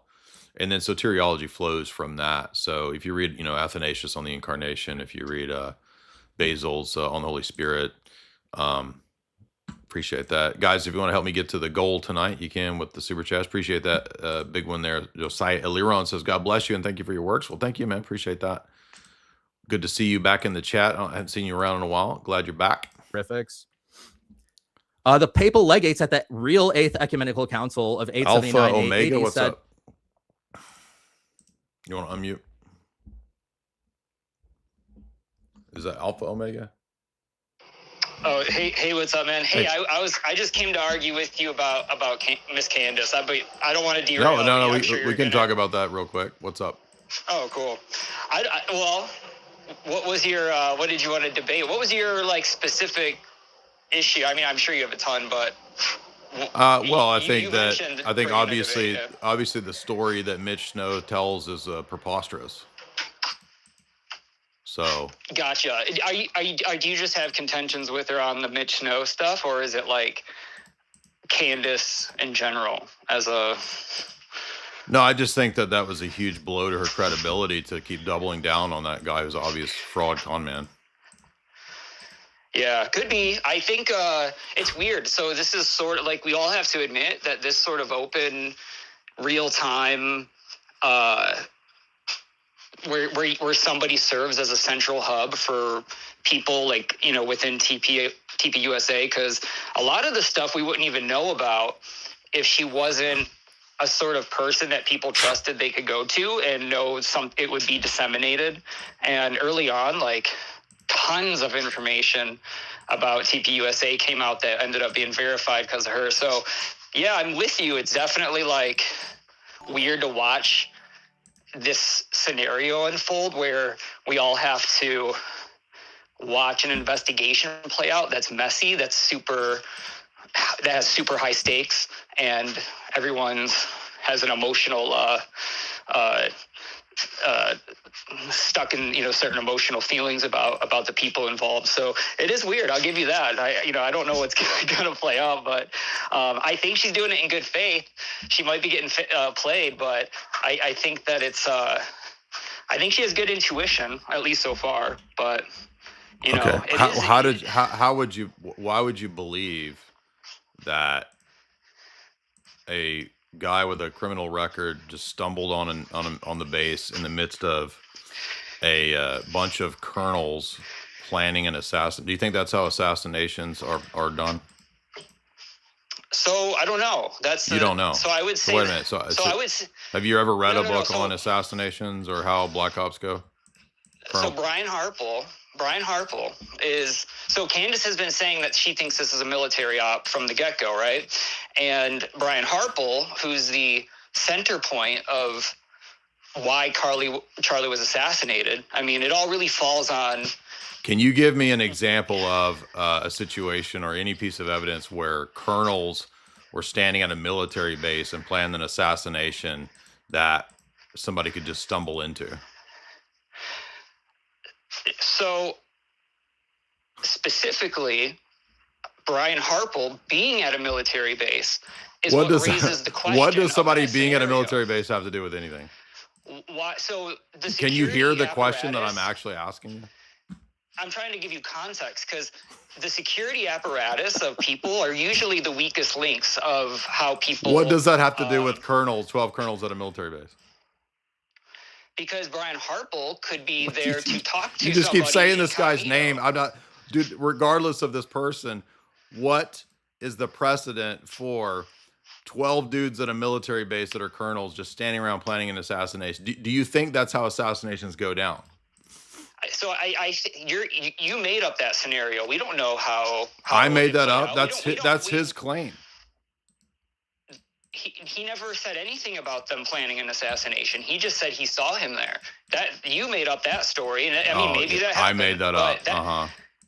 No one has ever said that they were planning an assassination there. The question is, why is the person who let Charlie get assassinated, who doesn't have a military background, at a military base the day prior? And that's just the question. Yeah. Who knows? Like, because, I mean, what do you do though as an investigator? Because if you're like the FBI, imagine all the stupid roads they go down in secret that we never know about. So can you tell me one book that you've read on geopolitics or assassinations? I've read every single book that exists. Okay. Yeah, it's a stupid troll. So hey, thanks for wasting my time, man. Good job, dude. So there we go. See, the experts are out. The experts are ready. And no one made the claim. Yes, they did. He claimed to have seen, what was it, 11 colonels or 12 colonels? And, he didn't say that they were, no, he said that he implied they were they're planning the assassination because Erica Kirk was there. He did say that. These people are just like,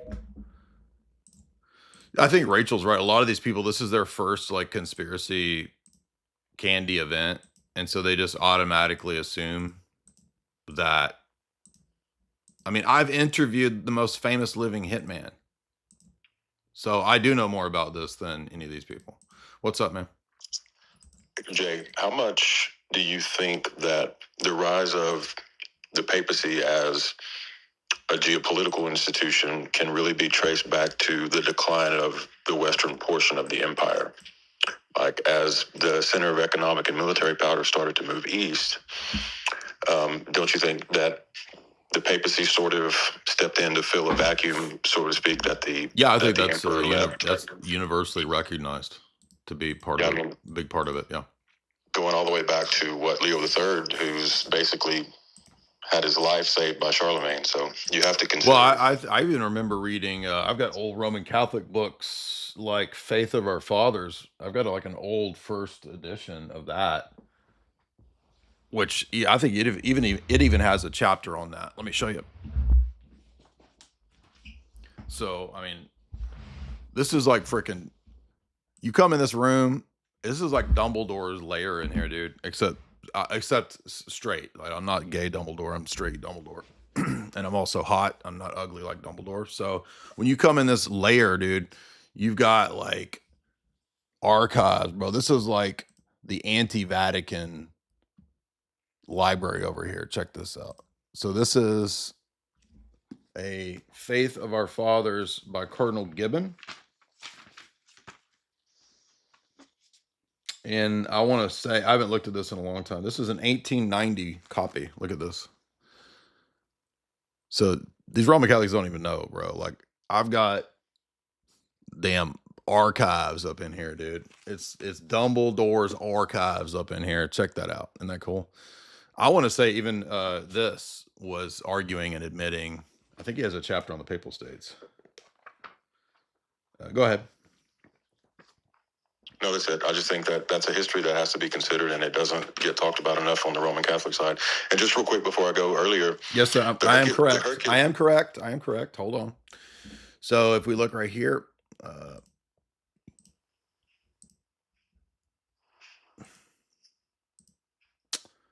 where's the scene with the freaking? I lost a scene. Hold on.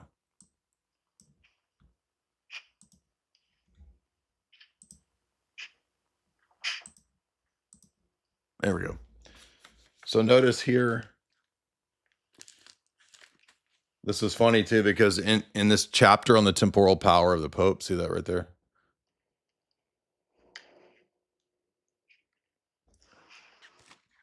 Temporal power of the popes, how they acquired that temporal power, the validity and justice of that title, what the popes have done for the city of Rome. That's 162. So you can all the way back to 1890 with Cardinal Gibbons making that argument. Go ahead.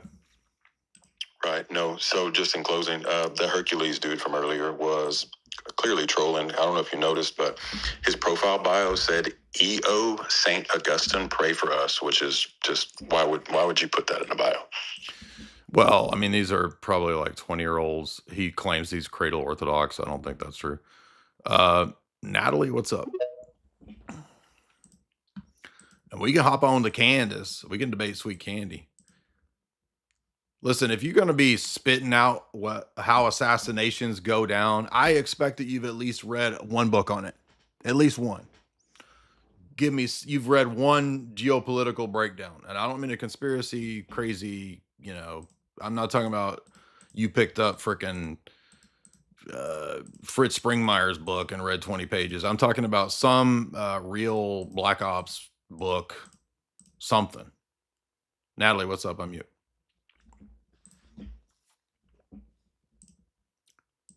Unmute.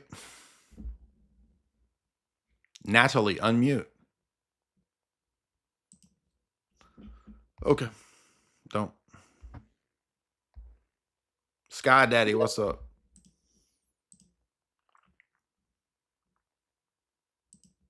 Sky Daddy, unmute. Hello. Hey. Hey, man. I just wanted to say I appreciate all the stuff you do. You've helped bring me and my family into Orthodoxy, and I really appreciate all you do on YouTube. I just wanted to throw something in there.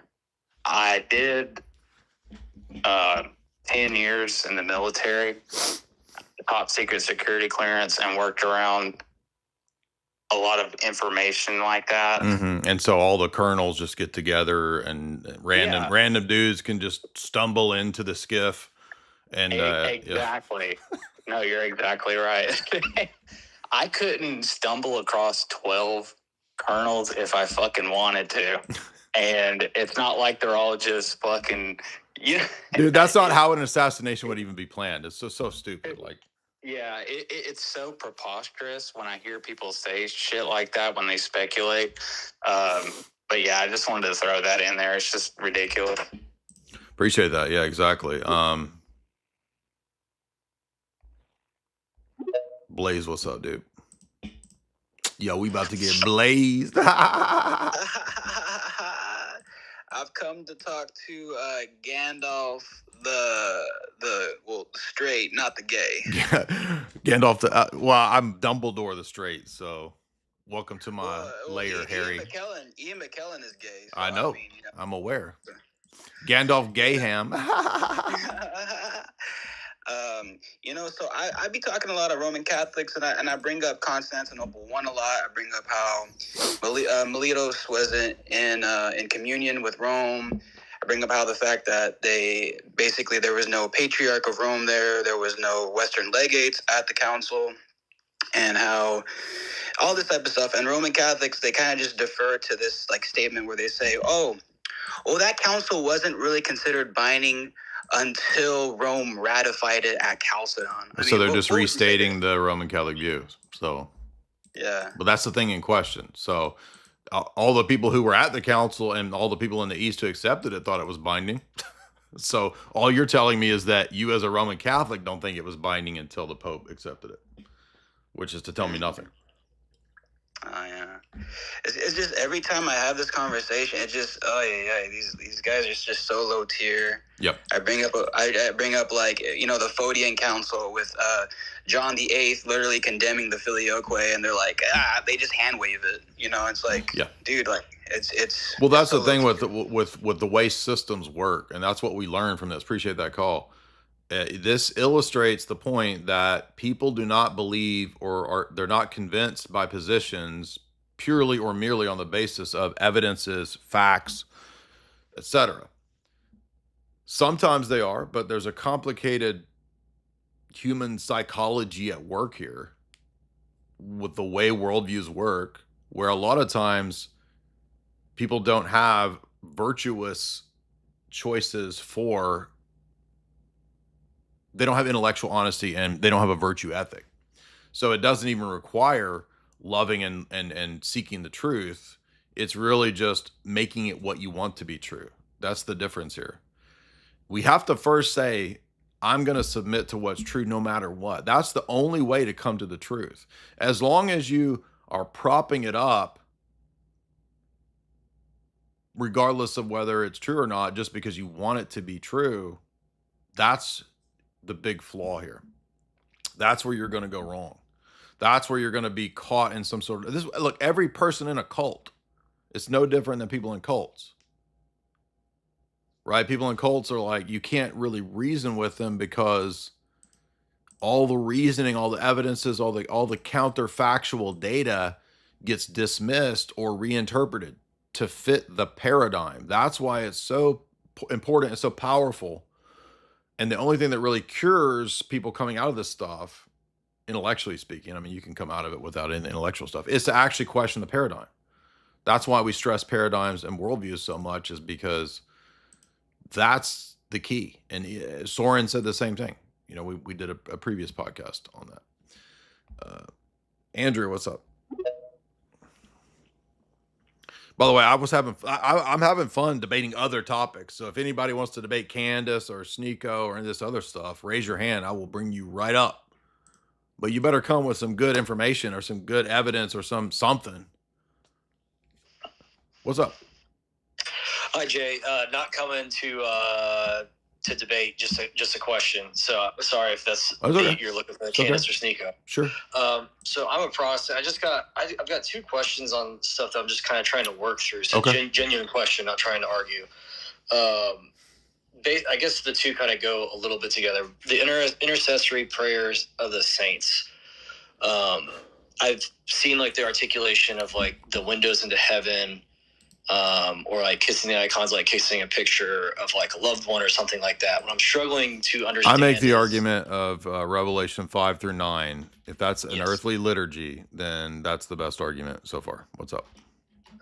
So my question is more so not that they are praying in heaven. I get that. I'm there at this point. The part that I'm struggling is like and if I'm praying not to an icon, but forgive me, okay. Like an icon of Saint George, like the idea that he hears like my particular prayer if I'm asking for his intercessory prayer, because on a Sunday, like the patron saint of the local parish that I've gone to a few times, is Saint George, that he could hear everybody's prayers all at once. It just seems like something attributed to a saint or to somebody in heaven that I've always kind of viewed as something to God.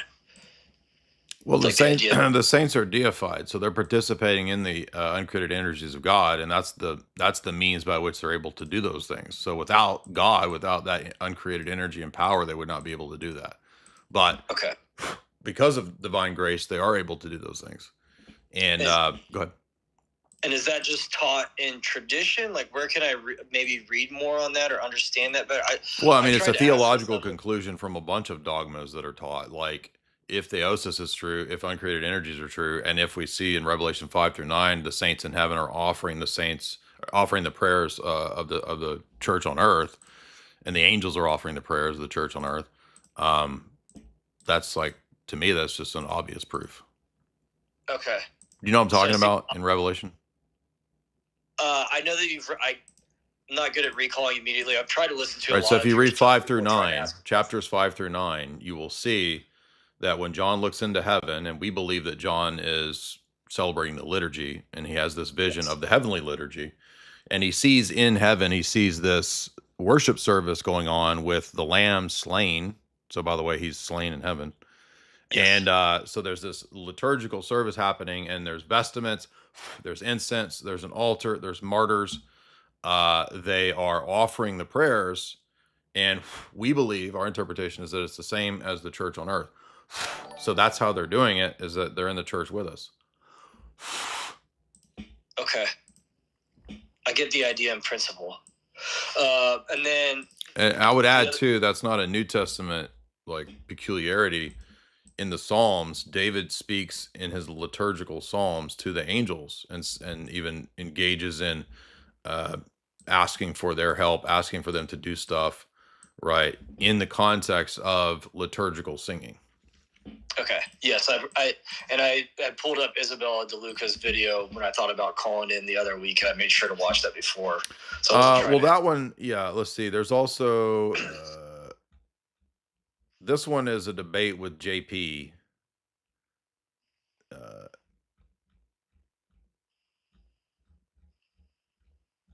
On this topic. I thought one of the clips channels uploaded that, but anyway. Okay. That we debate the topic there, me and that Protestant guy.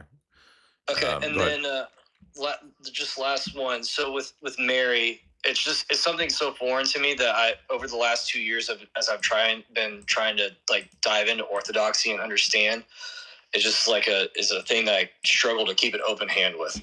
But the thing that I'm struggling with Mary at this point is like in the liturgies, when it's like, Mary, save us, or save those who have been called upon to govern us, lead us. Yeah, it's called middle salvation. It's the same idea as like when Paul says to Timothy, you know, if you are godly, you will save those around you. It doesn't mean that Timothy is saving people and Jesus isn't. It means that Jesus is using Timothy to save people. Okay. It's just when I read it, or like when I'm in the liturgy on Sunday and I hear them say that, it sounds like saying like, Mary, save us. Maybe it's just because I'm just not used to it. It's so foreign to me. No, it's what I just said. Paul says to Timothy, if you act godly, you will save those around you. Okay. Paul's not saying that Timothy saves people without Jesus. Okay. So in the same sense, Mary saves us because she prays for us and intercedes for us. Be like saying, you know, my grandmother prayed for me and I was saved. Okay. Oh, I guess you don't believe in Jesus because you're saying that your grandmother's prayers saved you. I mean, that's all. It's just called middle. It's in theology. It's called middle salvation. If I remember, that's the term. Rachel's asking about. So this was like a year or two ago. Isabella DeLuca said, "Why do Orthodox venerate Mary? I don't understand intercession of saints." So I made this 40-minute video replying to her criticisms and questions like a year ago. So that's why that came up. Does anyone want to debate sweet candy or that topic? If you would, do the emojis and let's talk about that information and that topic, because that to me that's fun to debate other things. Everybody just calls in and talk theology, which is fine, but if there are any emotes or hands raised, okay, what's up, man? What's your perspective?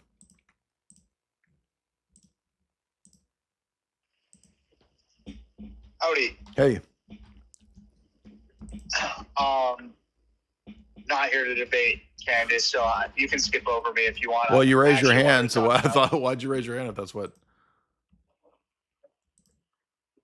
Go ahead.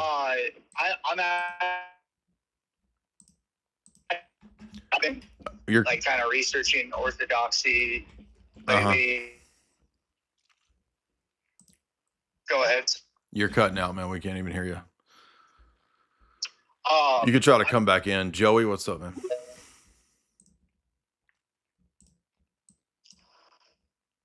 Hello? Hey. Oh, hey, how's it going? Hey, so this is on the topic of Candace and Tucker. Okay. I I remember a couple months ago, Candace posted something about the the CIA ties to the evangelical leaders and all that kind of stuff. And I actually remember Cliff Knucklehead went on Tucker maybe about a couple months ago, and he actually brought up the fact that he lived with Billy Graham for a while. And so I was just wondering if you knew anything about that. No, I didn't know that. I mean, it's no, I don't guess it's really surprising. I guess they all run in the same circles, but how does that relate to the CIA evangelical stuff? Well, I mean, I remember specifically in the Tucker thing, he was talking about, he lived with Billy and all that, but I haven't really dug too deep in that. I just wanted to, give that insight. Yeah, and I did do. We've done for many years podcast noting the connection between CIA and evangelicals. I've been doing that topic for like 10 years. Whether it's Calvary Chapel or whether it's the mega churches or whether it's missionaries, church spies. I've literally got podcasts on that going back 10 years. We used to do that topic on Hoaxbusters Call. In fact, the very first live stream that I did, let's see, watch this, with John Adams. This is from Hoaxbusters Call. This is 7-8 years ago. We're actually talking about evangelical end times nonsense, and we get into social engineering, and we get into the CIA and all that right here. Look at this. I was talking about this in 2018 in one of the first podcasts, live streams that I ever did. This is like second or third live stream right here. Look at that. I was talking about CIA evangelical stuff here. February 2018. Okay. I've been studying these topics for way longer than Candace. I know this stuff way better than her. So if you want to come and debate me on these topics, please do. And if you want to talk about assassinations, I would expect that you've read perhaps some famous book on it, like Fletcher Prouty's book. And you could talk about it with some knowledge. What's up, man?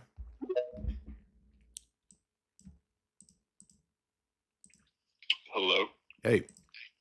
Hey, so since you brought up end times, I don't know if you've heard this take. This is fairly a new take for me. I don't believe in this. My friend does, but he gave me a bunch of notes to give you, and he says that the church fathers. Well, to give to me? To ask you about. Okay, go ahead. He says the church fathers what? He says the church fathers uphold this view. So it's called 2028 End. Have you heard of this? The church fathers hold this view? Yes, about he says 6,000 year 6-day plan. No. I mean, there was a couple early church fathers that speculate on the day age theory of like 1,000 years, and it's part of the 6 days or what. I mean, that's not like some normative view. He gave me stuff like Epistle of Barnabas.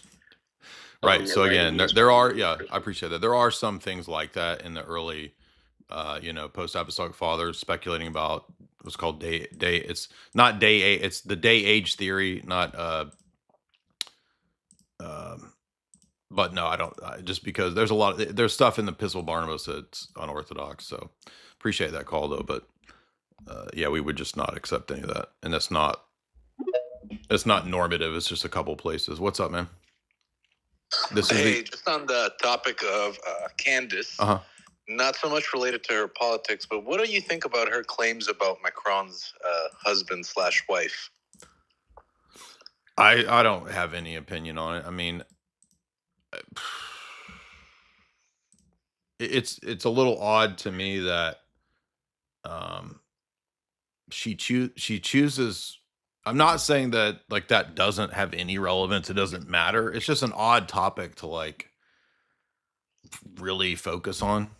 It feels kind of like they're testing what they can get away with if it is the case.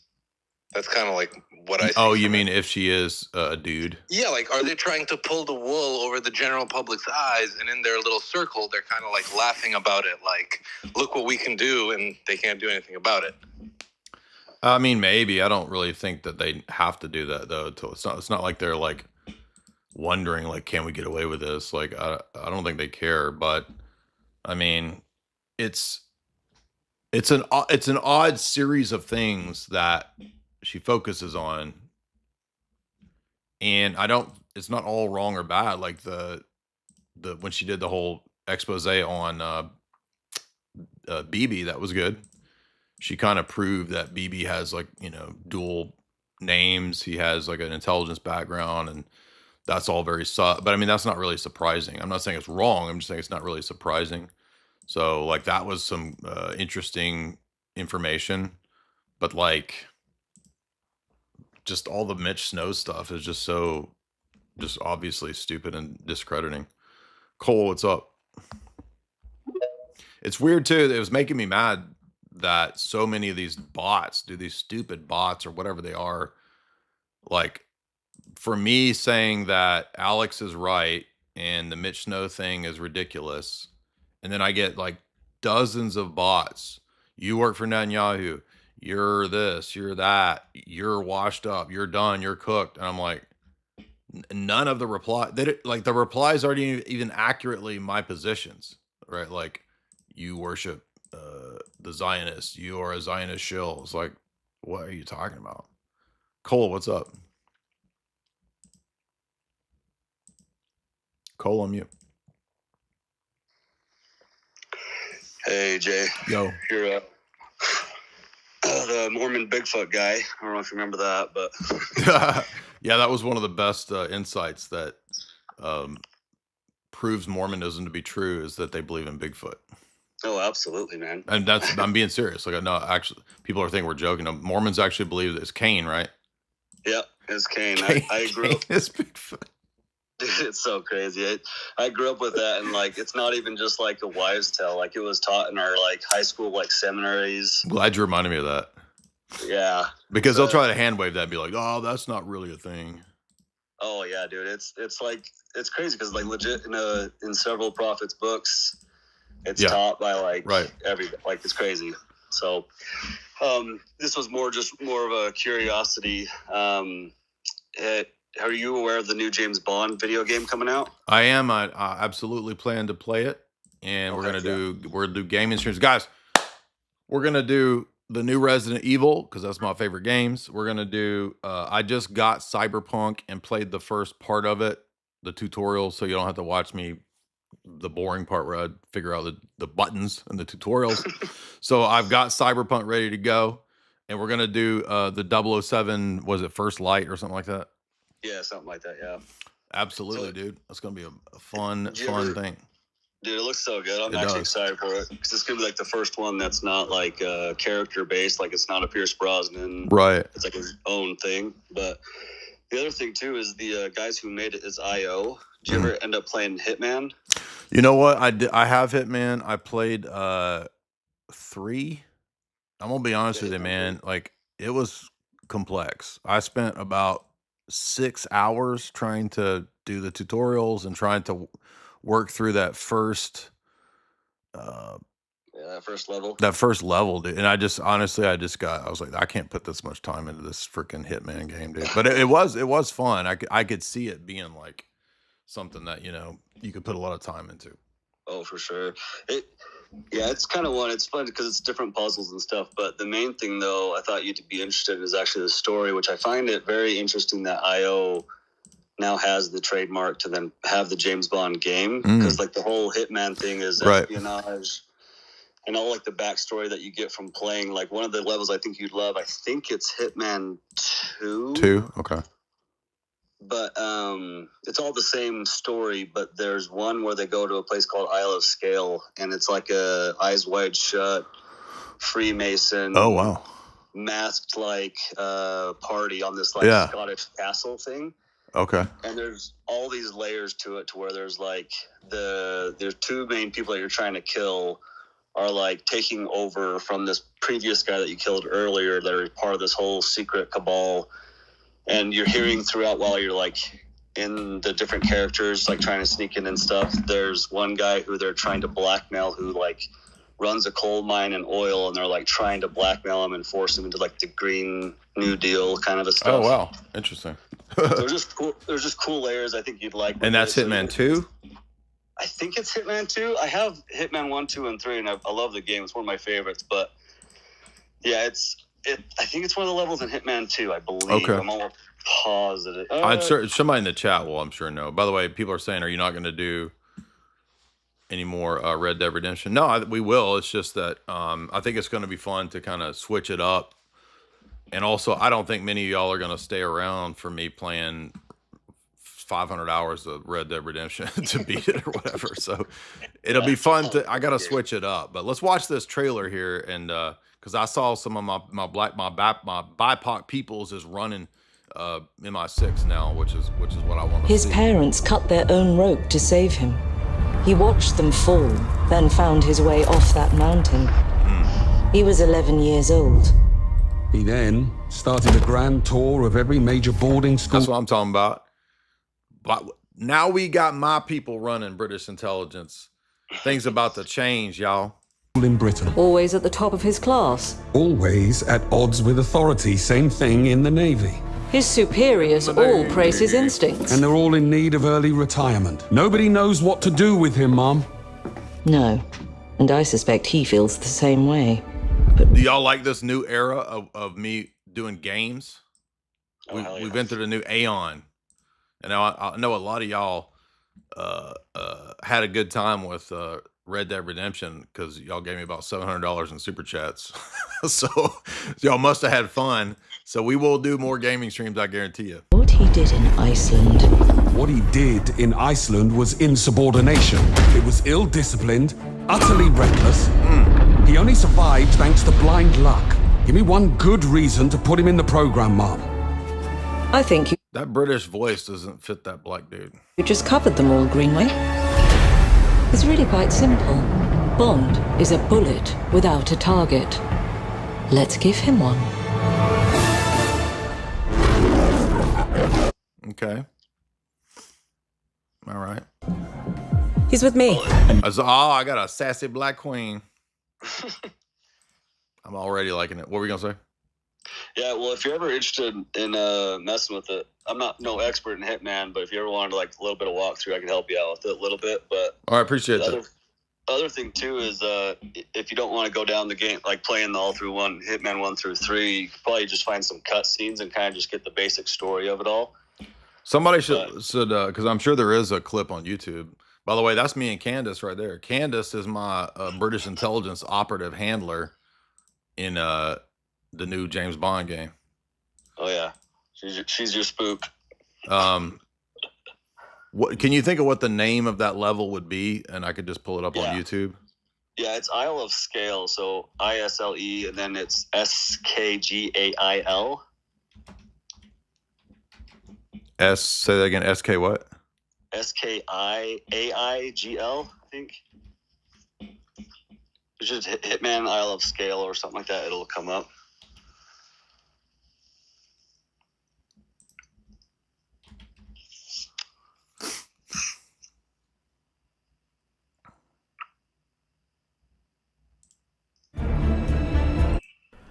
Do 10 minutes of filler. And I've spoken to Sophia. Oh yeah. We can just go ahead and make our way all the way up to we the get to council go in meeting here itself. and bust up the butt pirates and the Illuminati rituals here. Yeah, dude, it's weird, man. They got like there's like a huge like burning effigy that she like pretends to sacrifice herself in, but you can kill her in there as well. So she's got like a trap door, and you like kill the gas pistons that release the door, so she just ends up burning in there when she's not really supposed to. Okay. And then there's a spot where you're kind of like you actually get to kind of go through the questioning and stuff to be like become part of the secret society as well. And so they kind of have options through that, and you like can tell the truth or lie through a lie detector test and get like electrocuted and stuff, and awesome, all these weird rituals and all that crap. And there's like this top secret one where you're wearing these weird like skull face masks, where all these guys are like the top elite people in this secret society. Yeah, that's what I'm seeing on the screen right now. Yeah, and so you're seeing all these different levels through it and stuff. Okay. And yeah, it's pretty cool. It's the layering on it's cool. The story throughout all of it. All right. Like the guys, you're at their funeral and stuff. You're the one that killed him, like a few levels back. Okay.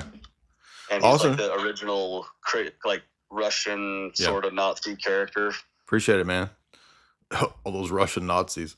Inevitable China, what's up, man? Yeah, this looks fun. We illuminate confirm. Illuminate confirm. What up? Inevitable China, what's up? Hi. Hey.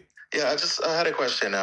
So do you believe a literal flood of the entire planet occurred as depicted in the Bible? And if so, why? Have you read the ancient Chinese accounts of it? No, I have not. When do they depict these floods of having happened? Well, they don't give a date, but like ancient Chinese mythology talks about it. So does the Enuma Elish. These kinds of ancient documents talk about it. So I accept it because it's in the scriptures. It's divinely revealed.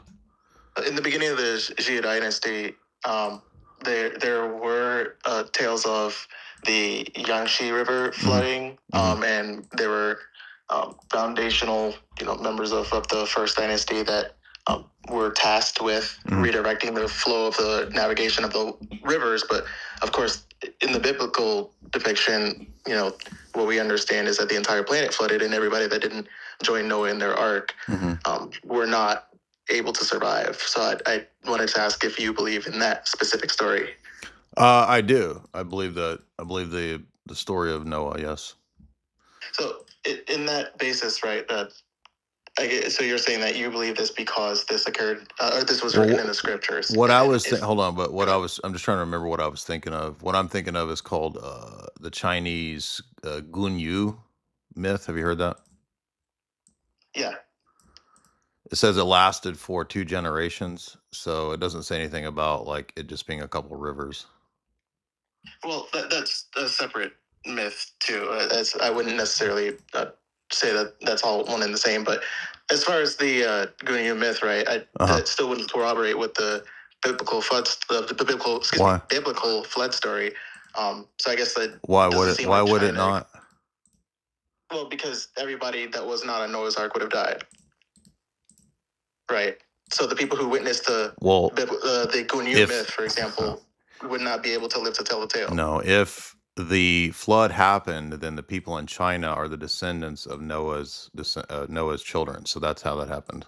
But is that what is stated to be the case in the Gunyu myth? Is that what they say? Do they say that they are descendants of Noah? This myth also differs from the Sumerian, Akkadian flood stories as well. So the argument is not that the details of all the stories are accurate. It's that there is a primordial myth that's in all of these traditions about a global flood.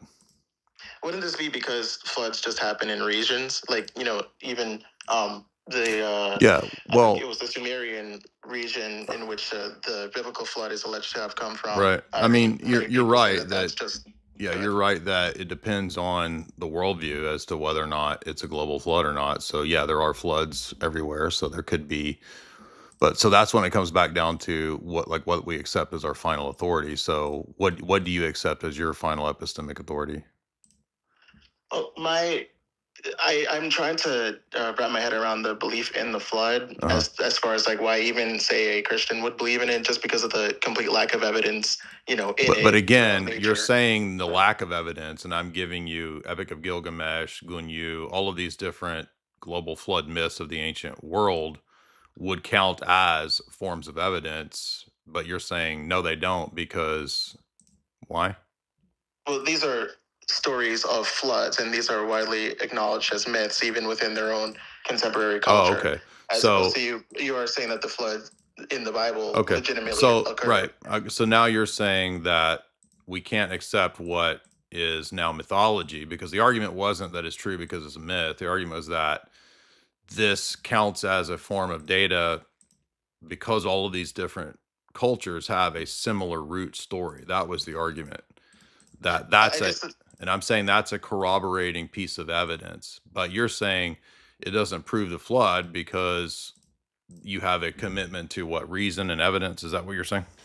So I'm saying that these are data points, but these aren't necessarily data points that would contribute to the validating a flood story of the Bible, right? But why? A global worldwide flood is not the same as a regional flood. Well, these don't all say that they don't all. You're just saying they're regional. They don't actually say that they're specifically all regional. You're saying no, they're just regional. Well, yes, most of these flood stories are based off of regional floods, right? So these, even the Gunyu myth is referring specifically to a flooding of You're rivers. saying that, but like, where does it specifically say, oh no, this is only a myth for our region? Well, again, right, this is referring to Yu the Great. The Gunyu myth is literally about the foundations of China and what was done in order to tame the waters that sparks the Gunyu flood myth in the first place. Okay. So it doesn't, the fact that it doesn't say, hey, the entire planet flooded, is probably fair enough to say that, hey, this is about a regional and national Okay, myth. well then that's an argument from silence, and so that doesn't prove or disprove anything. So you're just saying that, yeah, well, but if it's an argument from silence, it proves my view. So that's inconclusive. So what's at work here is rival commitments to ultimate authorities. And so let's say the flood is false and the Bible is incorrect. What's the correct view? Well, the problem is, I guess the problem is the faulty logic in being able to use data points and assert that these are tangible, reasonable data points, right? I think there has to be a level of reason and, appropriation towards the overall thesis that you're trying to make. Correct. Which in this And case so is the what, flood. okay, so in your worldview then, since you're relying on reasoning ultimately, what is reason in your worldview and logic? Here's my point, right? So, for example, What if I is left the reason and bathroom- what is reason and logic, since it's your final commitment? I think appropriate scale matters. What when it is comes to the reason assertion and of a flood logic? story. Okay, you're not going to answer the question. So for you, your commitment ultimately is to the principles, as I asked earlier, of reasoning and logic. Okay, fine. The Bible's false. We're going to be committed to reasoning and logic. So what is your account of the principle of logic and reasoning itself? Well, I can give you that answer through a direct example. So if I leave the bathroom sink on and I flood my entire bathroom, that is not a rational data point towards the flooding of the entire planet. So you're not answering my question. I'm not asking you anymore about the question of the flood. I'm conceding to you, let's say the flood's false. Let's say the Bible's wrong. So now you're saying that our ultimate epistemic commitment is to reasoning and logic. So I want from you an account in your worldview of reasoning and logic. What is it? Well, I think the scientific process helps. What is reason and logic? I'm saying that if you want to account for, say, like a Here we go. worldview, if you want to account for a worldview, right? The scientific method is a pretty reasonable. Okay, does the scientific method rely on frame reason point. and logic? It relies on observation and repeated. Okay, so what instances is based reason off and of logic for the fourth time? I don't think that's necessarily a fair question to ask, right? I think it's No, you. So that's your use ultimate those terms epistemic commitment is reasoning and logic, and I ask you, what is that? Where is that? And you say it's not a fair question. I said the scientific method. And I said, does the scientific method rely on reasoning and logic? And you said yes. So that's a circle. Well, yeah, the scientific method is a form of reasoning, right? So what is reasoning and logic? Because you just did a circle. So evidence, right? It's based on evidence and observation. So it's about forming your Okay. hypothesis. So and then where making in observation is logic? Well, logic is, especially like from the frame rate that we're talking about, like in our conversation, we have to assess logic by its modality, right? That doesn't tell me anything. Is that fair? Mode is the way a thing exists. So now you're going into ontology? Well, the point is the scientific What is your method. account of ontology as an atheist? I just think that you're trying What to is ontology now that you're in the domain of metaphysics? So you're moving the goalposts. No, I'm not. Right? This is you want me to modality. Just saying a modality tells me nothing because that's an empty statement. That's a metaphysical claim that tells me nothing. Well, there's again, right? Do you know what modality is? What mode is in philosophy? It's a metaphysical yes, term. Well, modality is What? not just it's not specific only, or rather, it's not What exclusive is it? to metaphysics, right? It's a way that something exists. It's a way that something is Thank you. expressed. That's a It's way metaphysical of- claim, right? Oh, okay, and then what is the scientific method? Is the scientific method not able to be applied under that framework? You said the scientific method relies on logic and reasoning, and I'm asking you, in your worldview, what are those things? What's your account for those things? But I just said it's based on evidence. Based on evidence, it's based on a hypothesis, and then using evidence, right? So using a experiments thing is and the analyzing justification data of that you it. have. So using the thing is the epistemic justification of a thing? No, that's a part of it. You're pigeonholing that specific Okay, thing that I so said, what's right? the But epistemic entire scientific justification? method is my the framework that I would have. Is the scientific method universally applicable? You know, I think universally, I think it's not fair to say, but I think the wide, as far as like the vast majority of ideas in life, I think you can kind of apply the scientific. Does the scientific method tell you what logic is? Do you find logic through the scientific method? Well, again, I don't think necessarily that's. I think logic actually works within the scientific method. I don't. Okay, but what is it? Logic is obviously how you form a conclusion. No, that's not what logic is. Logic is not forming a conclusion. Logic is a principle. Is it universal or is it particular? Well, it can be both, right? It can. So it is universal? No, I'm saying it can be both. Right? Logic. If it can be both, then it is also universal because that's part of the both, right?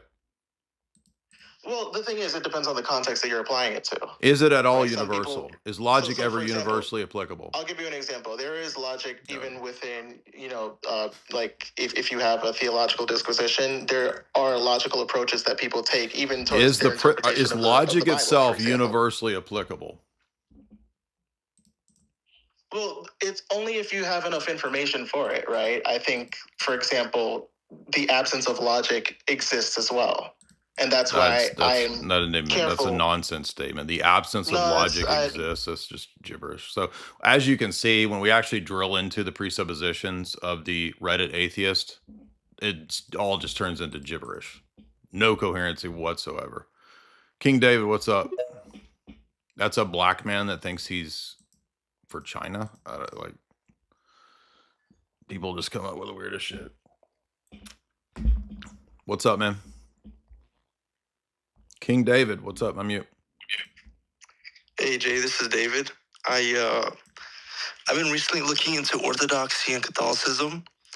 I am currently Pentecostal, believe it or not, and I'm Romanian. And within this year, I've been looking into all this stuff, and I had two questions. Okay. First question is, with the Orthodox Church, I've never been to an Orthodox church. And I've looked at services online, the liturgical services, and it just seems, I mean, obviously I don't understand it completely, but it just seems like it kind of goes against, let's say, the Testament church, because that's not true. But the way I see the evangelicals evangelize to people, it just seems like the evangelicals are... Look, I'm just going to say, watch the video, Orthodox Christian Worship in the Old Testament. I'm not going to have to, I can't rehearse all that tonight, but appreciate your call. Squirrel, what's up?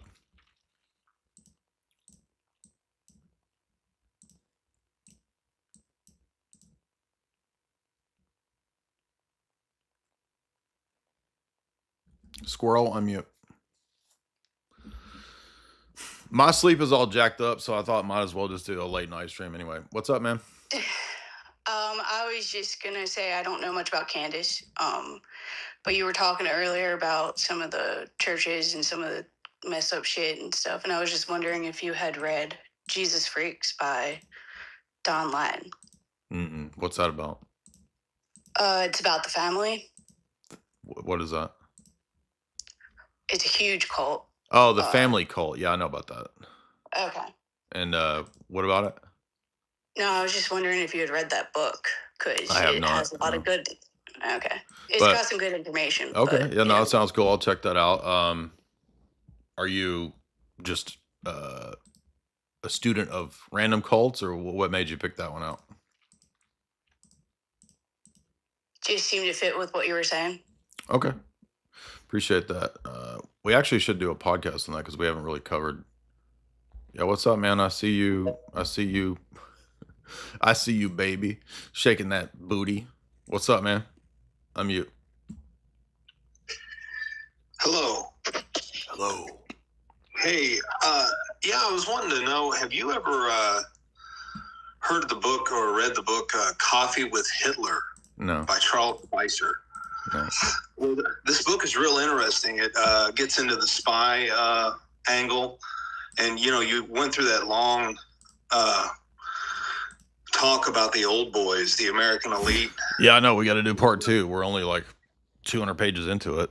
So Well, this book, Coffee with Hitler, came out 3 years ago. Okay. And it talks about the German fellowship, and talks about Philip Conwell Evans. Okay.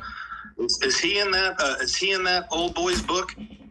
I'll have to look. I don't know off the top of my head. There's so many. I'm only 6 chapters in, so there's a lot to go.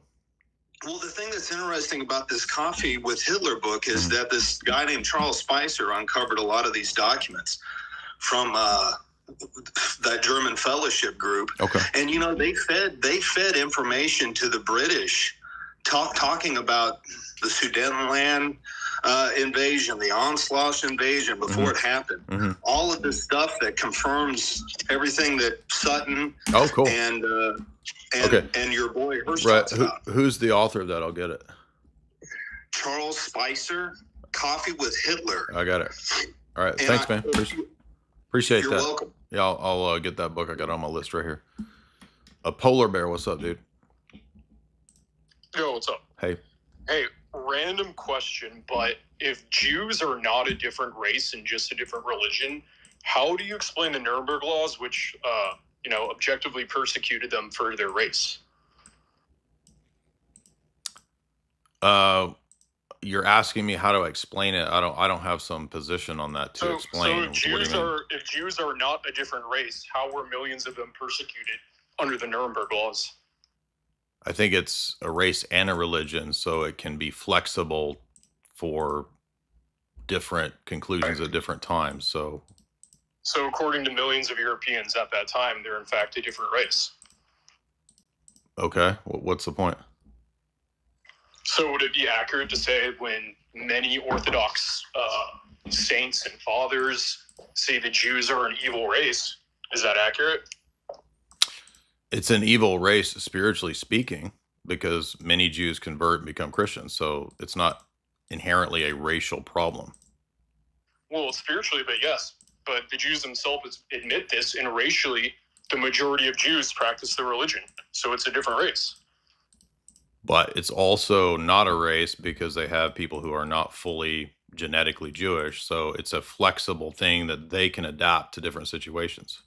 Sure, but according to the Nuremberg laws, they are, in fact, objectively a different race. Okay, I mean, is that some sort of epistemic authority for me? I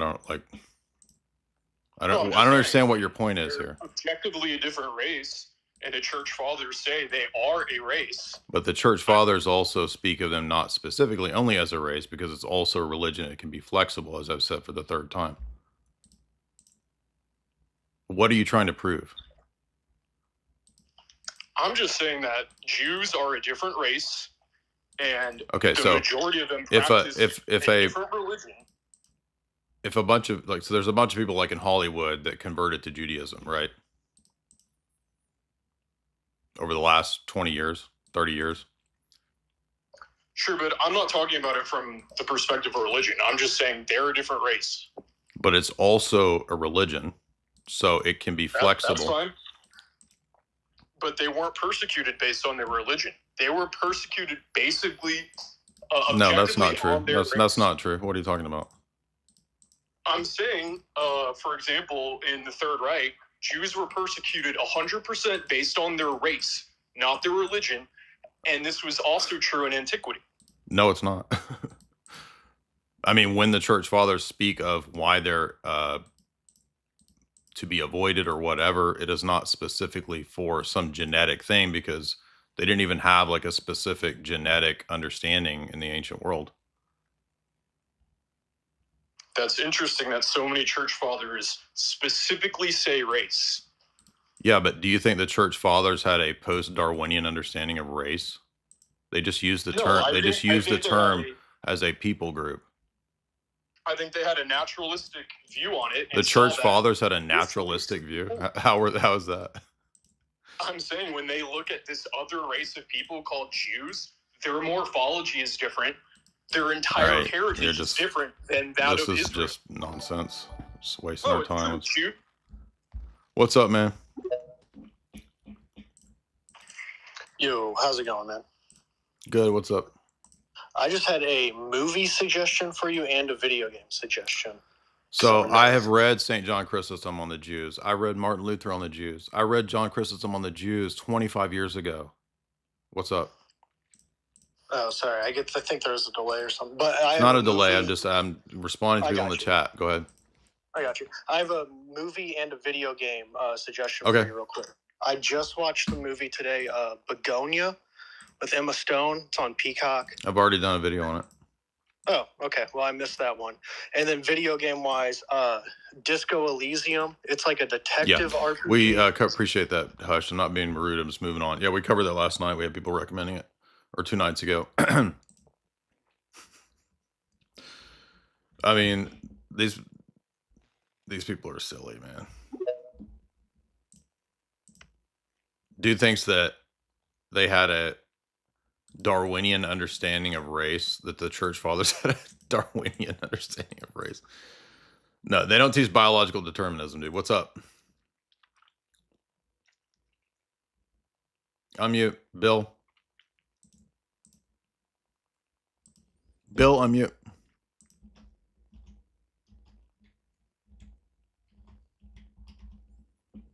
Bill, unmute. Okay, don't. Whatever. Dustin, what's up? Hey Jay, recently some of the clip channels were posting about, how you need to make a living in the world. And it kind of is making me revisit a philosophical issue I'm having personally.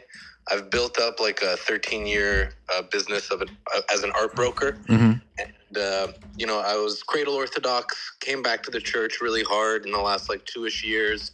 I'm reader, starting to go back to school soon.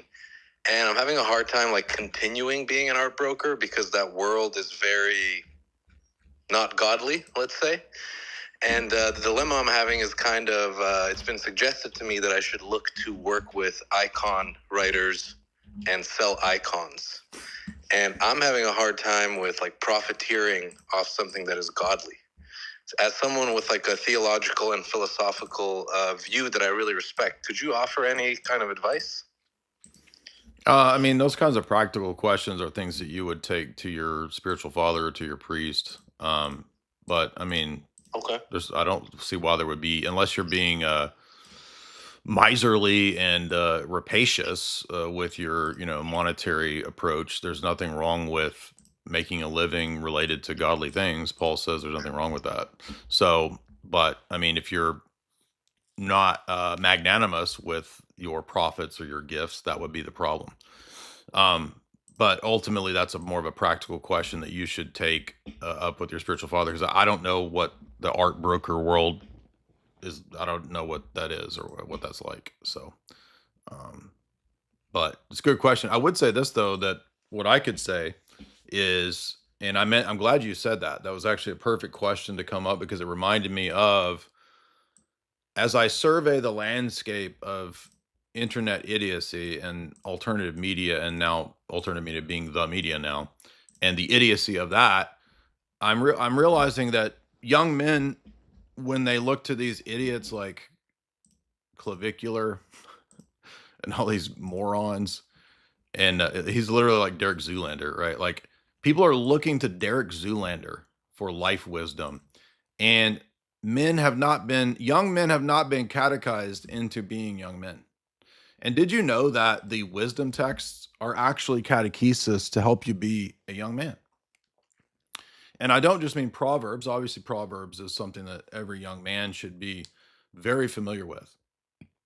In fact, I make it a point to constantly go through the Proverbs, whether on audio or whatever. But also forgotten and overlooked is the books of wisdom.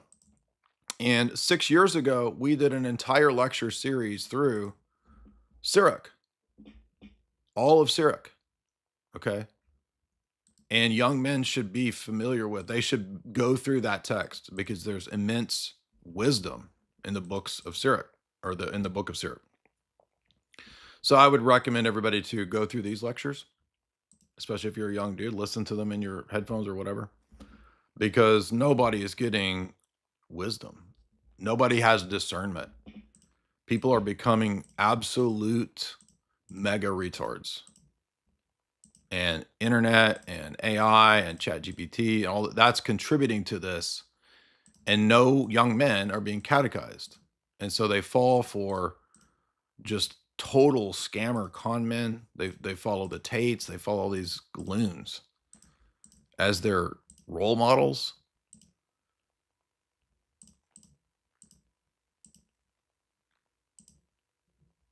I'm kind of mystified, honestly. Travis, have you done analysis of the movie Team America? No, I should do that. That's a good idea. Skippy, $2. It's a very tone body. He looks good. Yeah, he's singing my Mormon song. Shane, Alex Sorin was in the chat. He won tonight. 5166. You shouldn't looks max Mormons. You beat their shit to it. Pablo, $5. Random question. What if a patriarch like Bartholomew prays with Muslims, but he hasn't been excommunicated? Doesn't mean he won't be. Orthonectarius, $5. When you brought me up, it removed me. It said I couldn't connect. I don't know. Sometimes it just doesn't work. It wasn't me. It kept spinning connect. Sometimes the cell phone just like it doesn't work. Andrew, what's your longest debate? I think the Tim Gordon debate with Elijah Schaefer, which was like 4.5 hours, is the longest debate. Anti-retardism, $20. Elijah Yossi forgot to cite Vatican III. Michael Geron, $10. Bishop J is worth 10 other bishops. That's what I'm talking about, because I'm the one true pimp bishop. I'm the Pope pimp. What's up, man? Rudolph or Randolph? Radloff. Unmute. Howdy. Yeah. Hey, sir. Sorry about earlier. I had a bad connection. It's okay. But I had some questions about like Orthodoxy versus like the doctrine of the LDS Church. I grew up Mormon. I kind of left Christianity as a whole from 14 years old to 24. And to be honest, watching your content was a big part of me coming back to Christ in general. And I chose to go back to the Mormon church just because that's what my family is. Bro, you got to watch these videos where I debate the Mormons here. But, you know, there's some things that it's hard for me to understand theologically outside of Mormonism just because that's what I was brought up in. And the Trinity, I've watched some of your videos on the Trinity, but it still confused me. But then I just kind of recently went through the entire Book of Mormon, and it does seem to follow more of a Trinitarian view on the Godhead than the Book of Mormon teaches. The Book of Mormon teaches modalism and tritheism. It contradicts and teaches both things. But you should watch these debates that I have with the Mormons here, because all of the key topics about the problems with Mormonism come up in these debates. There's 4 clips here. Go ahead. One specifically I wanted to bring up is that I struggle to understand. But again, this is something the Book of Mormon itself contradicts, but it was doctrine that was revealed later in the church. Is that, you know, the LDS Church does not believe in ex nihilo, that God the Father did not create everything out of nothing, but he instead kind of arranged the matter. He is our creator. Yeah, I know, right. So they teach eternal prima materia, right? It's a Greek pagan doctrine, yep. But the reason that kind of makes sense to me, and maybe it's just because it's the way I was brought up, is because, and I've heard other LDS apologists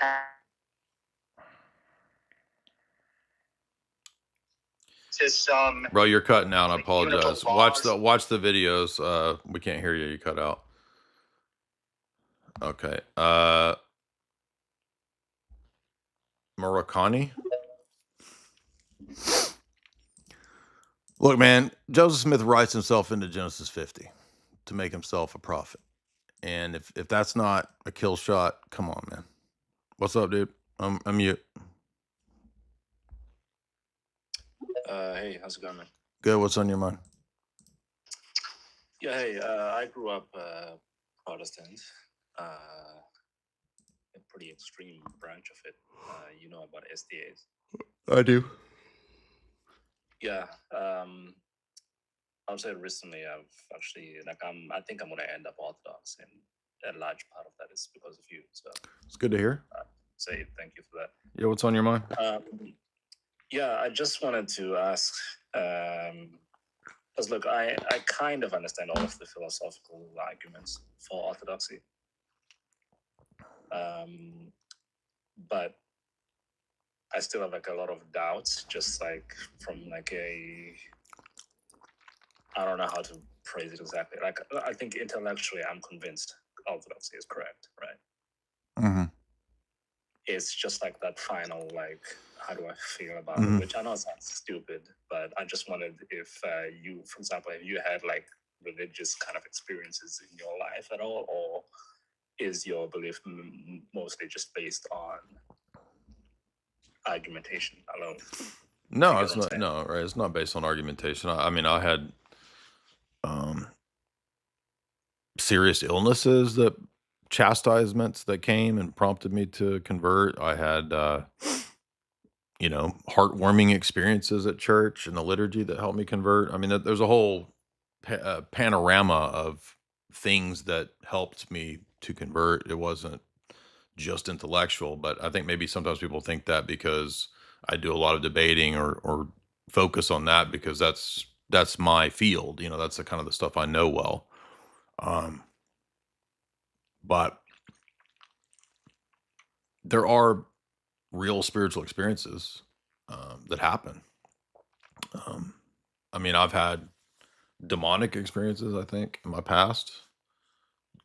Bad acid trip, seeing demonic manifestations type stuff. Not like me possessed, but like, experiencing and seeing stuff. But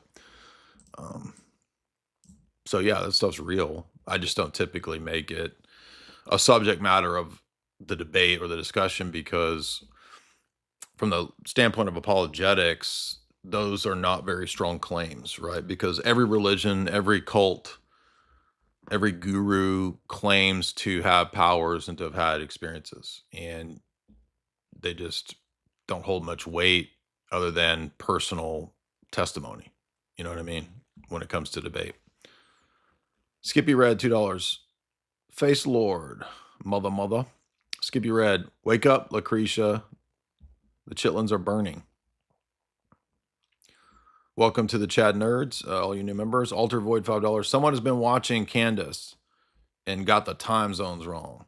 I was not watching Candace. Actually, I was watching the debate. So another reason that the stream was delayed was, well, there's no point in doing the stream when everybody's over here watching Alex Sorin cook Elijah Yassi.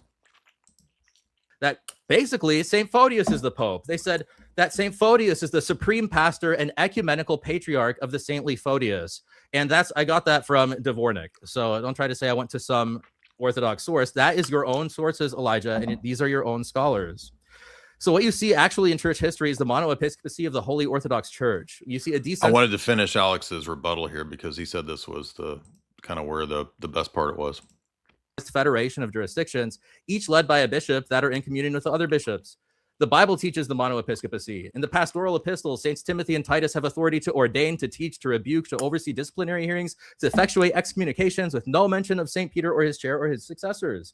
St. Peter taught against the Judaizers. This is actually a good point because we forget the biblical arguments for the decentralized episcopacy, because everybody, I think, who knows a little bit of the history of this, church history, et cetera, comes to realize that the Pope affirming and confirming all the bishops, that's like 11th, 12th century. That's Gregorian reforms. That's way late. Right? So then what's the ecclesial model in the New Testament? Well, it's decentralized, as Alex is pointing out here.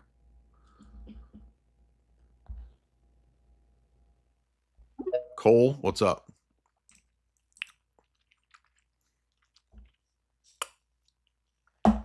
Unmute. Hello. Hey. Can you hear me? Yeah, what's up? Kay first and then Cole, what's up? I apologize, brother. Okay. So I was going to ask a question about Anglican theology, but I figure you're probably going to point me in a video that I can very much Google myself. So switching the question to a political one, I was thinking about like, why don't we as Christians like organize more movements, or at least in my area, to kind of combat liberalism, or like the political state that the country is in. And so I was just wanting to know if you had any advice on where to draw the line as far as how far we as Christians should get into politics or political movements, and if that's something really worth putting our time into, or if we should just, kind of not worry about it and just focus on Christ. And I appreciate that. I mean, it really depends on what your gifts and your calling is, right? So you might be a person called to be involved in politics and political life. And, when the church fathers, were talking to the emperors, they didn't say, oh, you got to quit being an emperor and you got to become a monastic. Because if he's an emperor and he's, providentially put there, I mean, he could perhaps retire and become a monastic or whatever, but people have different callings and different vocations in life. So, if you're called to that, that's your passion, you can be involved in that. It's just that with anything, we got to struggle to not let the thing that's our passion become an idol, right? Like a lot of people into politics, like politics is their religion, it's their God, it's their idol, right? So that's the real principle here. Cole, what's up? Hey, so I picked up some of the books that you've referenced before, from at least some of the authors that you've referenced, like Kissinger and Brzezinski. Mm-hmm. I have World Order, The Choice, and Power and Principle. I was wondering, I'm kind of just starting to get into the New World Order and global elite text, so I was wondering which out of those three do you think would be the best to start with? Kissinger's book's really boring. I didn't finish it. What's the other one? The Choice by Brzezinski, Global Domination or Global Leadership. I don't have that one. I have all the other ones. I have Between Two Ages, Strategic Vision, Grand Chessboard. So I would say I would start. Power and Principle? No, I don't have that. Sorry. Oh, okay. I would say Between Two Ages is a good one to start with by Brzezinski. All right, thanks. I appreciate it. Yeah, I'm sorry I don't have the ones you're talking about. Dasein, what's up? Hello, Jay. Hey, what's up?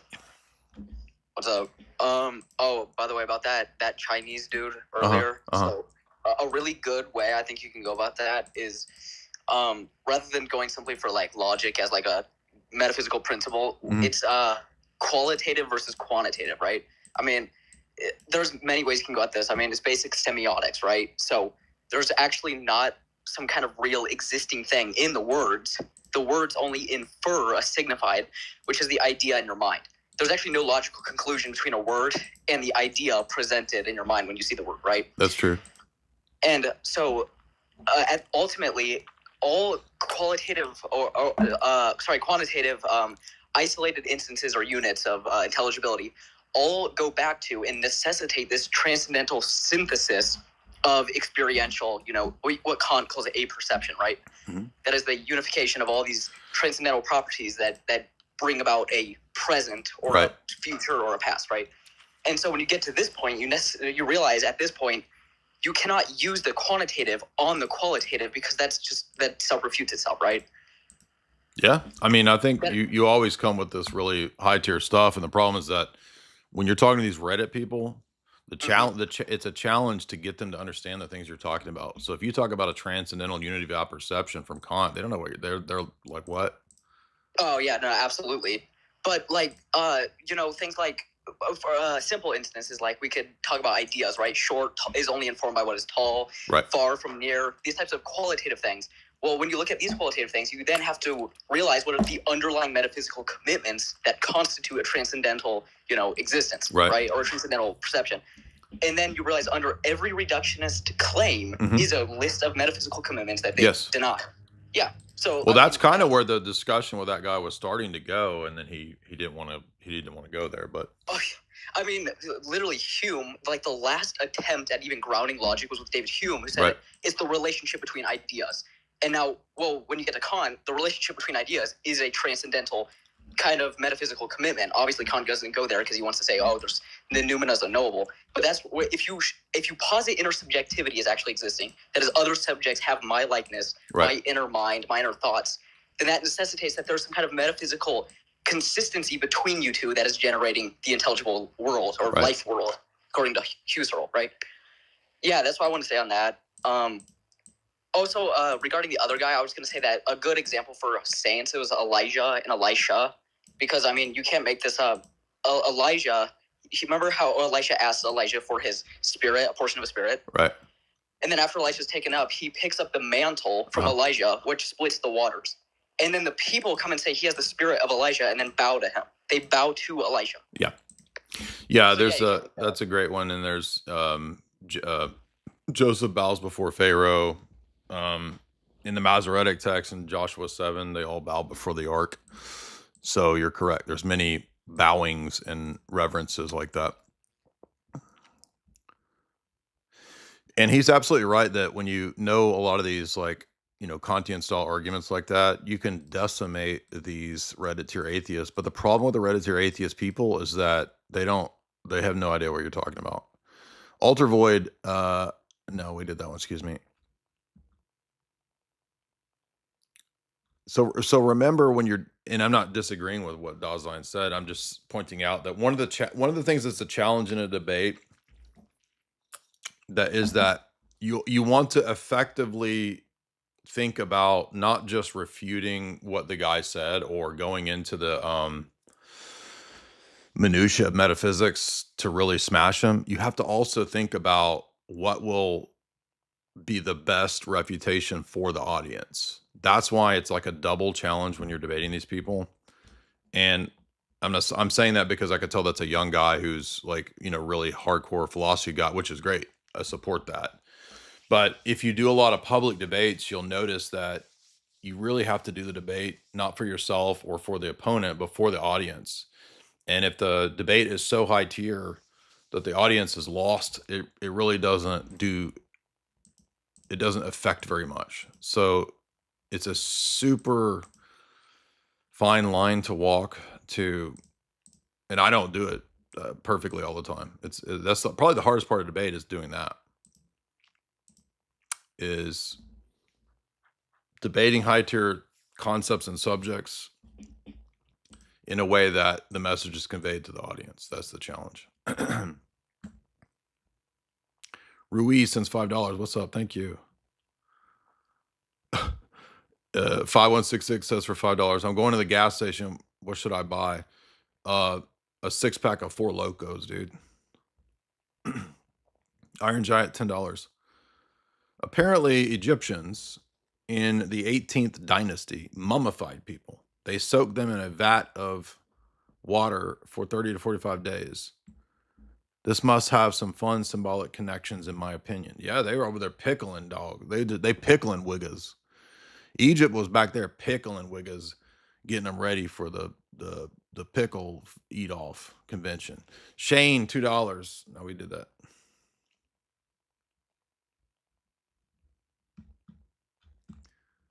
Andrew says Yazi's doing damage control on X. Oh, well, I'm not surprised because it's already over, dude. Heresy in Acts 11. So what is We're that? only 44 minutes in. It's over. Guys, that's ordinary teaching, right? He taught against the Judaizer heresy in Acts 11. What happened 4 chapters later? You have a council on literally the exact same issue. And they sought consensus. In Revelation, we're taught that there are 12 foundation stones of the church, the 12 apostles of the Lamb. So you can't stop at Matthew 16. Sure, Peter was the first stone, the first foundation stone of the church. But every single apostle is the foundation stone of the church. And every single apostle has the power of the keys based on Matthew 18 and your own Fourth Lateran Council. St. Cyprian teaches that each bishop is a Peter. He applies Matthew 16 to every single bishop, not just the Bishop of Rome. And he says, from this principle, ordination logically flows to each bishop. That the church is founded on the bishops, and every movement of the church is steered through the governance of those same presiding bishops, plural. There is no bishop of bishops, St. Cyprian says at the Seventh Council of Carthage. Every bishop, according to the allowance of his liberty and power, has his own proper light of judgment and can no more be judged by another than he himself can judge another. And at this point, he was in a dispute with Pope Stephen, and he disagreed with Pope Stephen. He just did whatever he wants anyway, and literally nobody cared. Nobody cared. St. Ignatius taught the monoepiscopacy. He said that if you're with the bishop, you're part of the church. He didn't say anything about the Bishop of Rome. St. Jerome taught the monoepiscopacy. And specifically, he said that, like, look, it is not the case that there is one church at Rome and another in all the world. Gaul and Britain, Africa, Persia, India, and the East worship one Christ and observe one rule of truth. If you ask for authority, the world outweighs its capital. Gee, golly, that shows that an ecumenical council outweighs Rome. That's what... This, by the way, is why an ecumenical council even solves the Avignon, or the Great Western Schism, right? So even their own tradition in solving when there was 3 papal claimants proves that even then they had to rely on an ecumenical council. Aubrey, what's up? Unmute. Aubrey, unmute. Now, Aubrey, you've been waiting for an hour, and you're not going to unmute. Okay. Whatever, man. LSS, unmute. What's up, man? Can you hear me? Uh-huh. Hey, man, big fan of yours, man. Thank you for all the content you make. I don't have a question about, what's that, Candace or Sneeko or Islam. I think all 3 of those things are retarded. I was going to ask if you have seen the new Avatar movie yet. No, I've always thought Avatar was dumb. Yeah, this one is really dumb. I'm not even joking, it's crazy. And it's a Christ story that is womanified. There's an immaculate conception of a little female girl who has this weird tie to a goddess of this planet. It's just so strange. I just wanted to know if you've seen it. No, I don't. I mean, I think last time I even thought about Avatar was when we did Hollywood Decoded, and we did a TV show episode on it.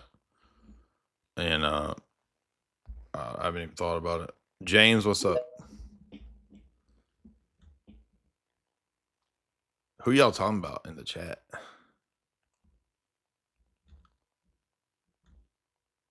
James, what's up? I'm mute.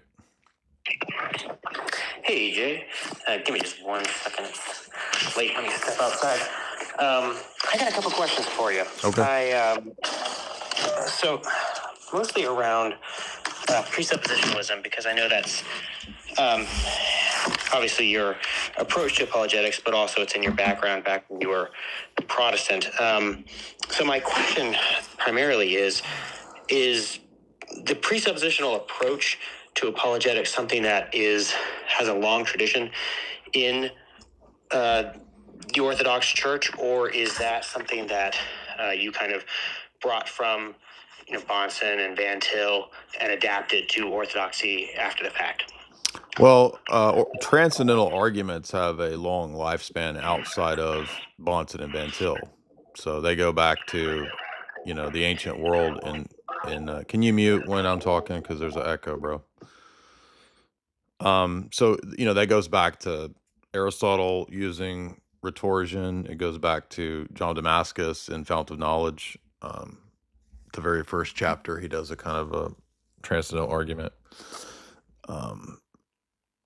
But the transcendental argument for God is Van Tilian. But, yeah, so there's the answer. Okay, fair enough. Okay.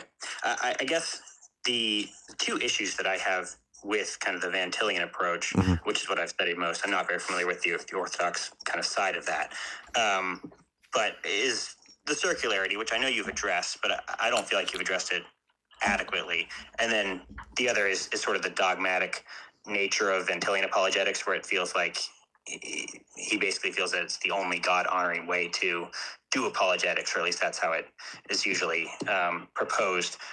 Are you on board with both of those aspects of presuppositional apologetics?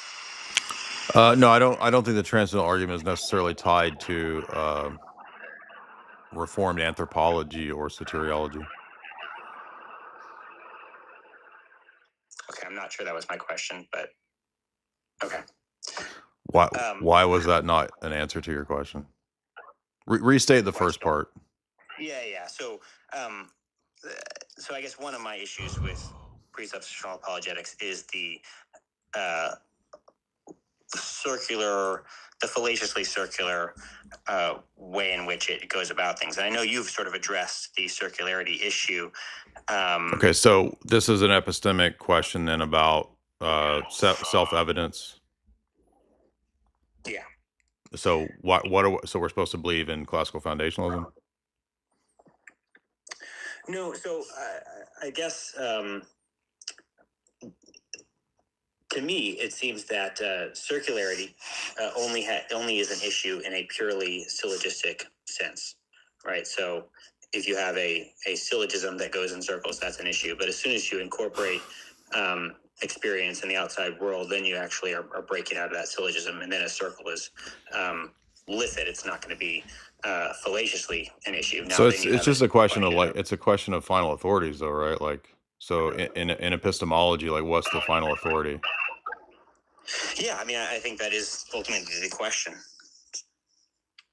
Okay, so how are worldviews and paradigms not, in some sense, ultimately self-referencing when it comes to the final authorities? They may be self-referencing, but not in a purely syllogistic way. Okay, but when I say circular, I'm referring to self-referencing. I'm not referring to the fallacy of circular argumentation.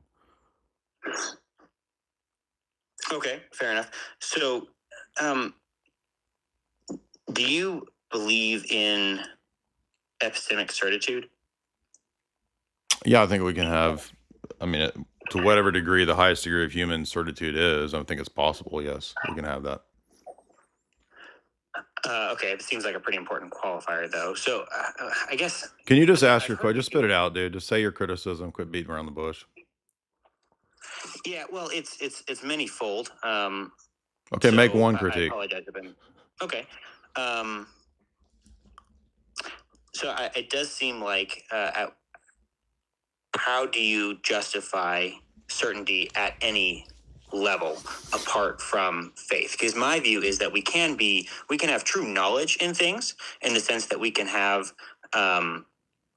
we can know things on the basis of certain faith-based presuppositions, but we have to admit that those presuppositions are ultimately based on faith. They're not, it's not some foundationalism where they just are true. They're just in the sense of brute facts, but they are faith-based presuppositions. Now, but being faith-based, they also must allow for some element of doubt. Otherwise, they wouldn't really be faith-based. And so, to me, well, that's right there. That's a fideistic definition of faith. Why am I supposed to accept that? I'm not sure that it's fideistic. Why does it why does it have to have an element of doubt? Where do you get that from? So how would you define faith? Why are you asking me a question? I just asked you a question. You're gonna answer with a question? Fair enough. So I think I'm not referring to blind faith. I'm not just saying faith on the basis of nothing. Okay, how do you know that faith requires and has some element of doubt? You just assert that. How do we know that? Where are you getting that? Yeah, I mean that seems to be the definition of faith. How would you define it? Says who? Where do you get the definition of that from? Well, at some point, definitions are foundational. Whose definition? Where does that come from? All right. I don't have the patience. My patience is gonna like explode, and so I might as well just move on. Brendan, what's up?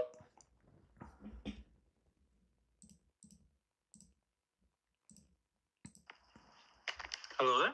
Yeah. Oh, hello. I actually didn't think I'd get on here. I got more of a question than an argument for you, if you'd be willing to hear me out. Sure. So, I started trying to get into Orthodoxy about a year back, and I had a lot of people that went to Greek Orthodox Church, so I decided to go there. And so I've been going to the catechumen classes, and when the Pope and the Patriarch of the Greek Orthodox Church met, it kind of made me very uncomfortable. Yeah. And then in the last, it was a Christmas Eve service, they did a little bit of like a mini speech thanking the ecumenist movement for the work they'd been doing. And so I tried to find an alternative Orthodox church, and the only one I found was one Russian one. And I worked with a Russian girl, and I asked her what she was doing, or if she'd been going to church. She said she did when she first moved here, but the priest she had invited her to her home, and he had a Putin picture on his wall. And so that kind of made me uncomfortable with going in there. And I live in the middle of nowhere. What? And all churches are hours away. What? I mean, so what if somebody has a picture on the wall? Why would that? This sounds like a troll. A Putin picture on the wall made you uncomfortable? Come on, dude. Corey, what's up? Andrew, $2. What do you think of Sijuwade and Agan? I didn't. Did they debate? I don't even know. I don't have any thoughts on it. Andrew, if you can hardly handle 4 to 5 hours debating, how will Alex Jones handle Ben Shapiro for 10 hours? Ben Shapiro's never going to do that. Suko, $5. Didn't you know, Jay, the Nuremberg documentation is authoritative and binding? Exactly. That was from that question like an hour ago. Christopher Scott, $20. I wanted to thank you, Jim Bob Andrew, FTA. You helped me become Orthodox catechumen for a couple months now. Oh, thank you, Christopher. Glad to hear that. Corey, what's up, man? Hey, Jay, you hear me? Yeah. Hey, man. Hey, I just want to thank you, too. I got baptized on the 18th. But I got a couple things for you. It's good, man. I was wondering if you saw the trailer for the what was it, the Black movie? I saw they were doing that. I've not seen the trailer yet. Yeah, definitely check out the trailer. Father Turbo's in there too. Yeah. He's pretty awesome. Second thing I got too is I follow a page on Instagram called Orthodox Ronin, and about 6 days ago he posted like a couple screen grabs of Nick Fuentes being a cat boy and having a thing with Destiny, like some pretty Skittle stuff. So I don't know if you saw that at all. Or I mean, that's been going around the internet for years. That's like six or 7 years old. So I just saw this. I'm like, what? All right. Thanks, Jay. Appreciate you, brother. Let's see. He who lives by the sword shall die by the sword. Ever since we did 50 Cent pay for this movie? That's crazy. As kids, you always wanted to mete out justice. You can find me in the club. How you gonna mete out justice while we out here doing what we do? Well, you're free now. The whole world is yours. What's stopping you? The world is mine. I'm getting out. My feet is my feet. It's my fault, son. I failed you. You ain't failed me.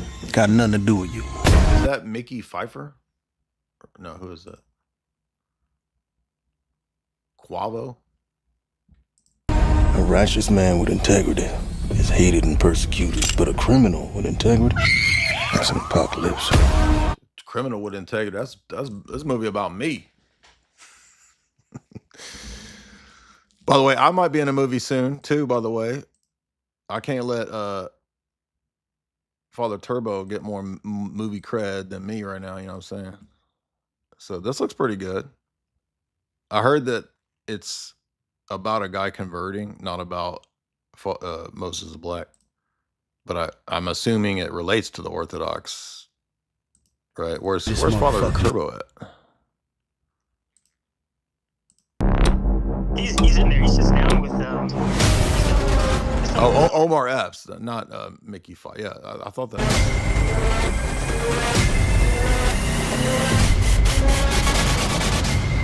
Is he in the trailer? What's the secret? Go and sit in he's in Orthodox Church. Cool. your cell, and your cell will teach you everything.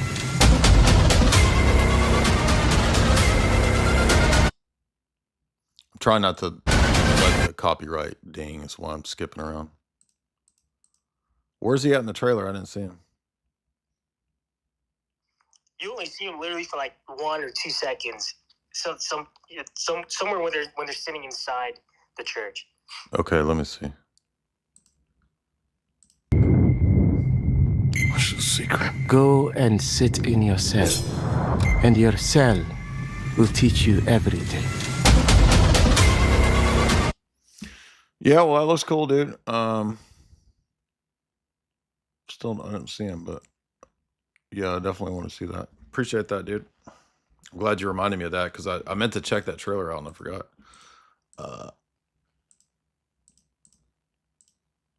I will be the comic relief in a movie coming up, by the way.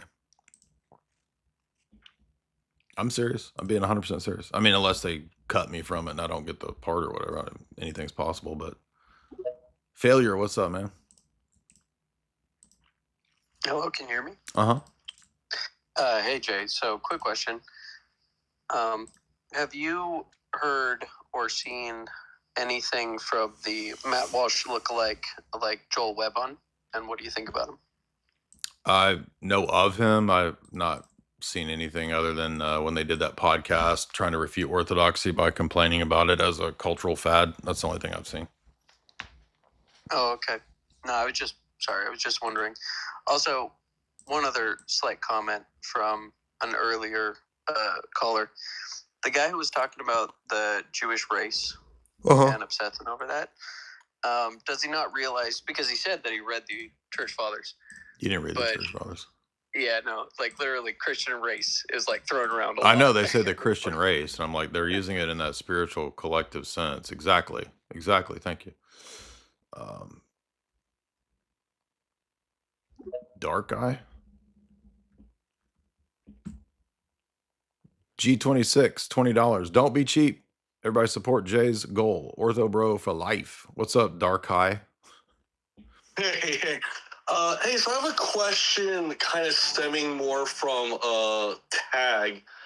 And if I'm trying to go against the Protestant and make the argument that God needs to leave behind a normative authority, otherwise logic cannot exist, how would I kind of make that argument? I don't think those those are two separate things.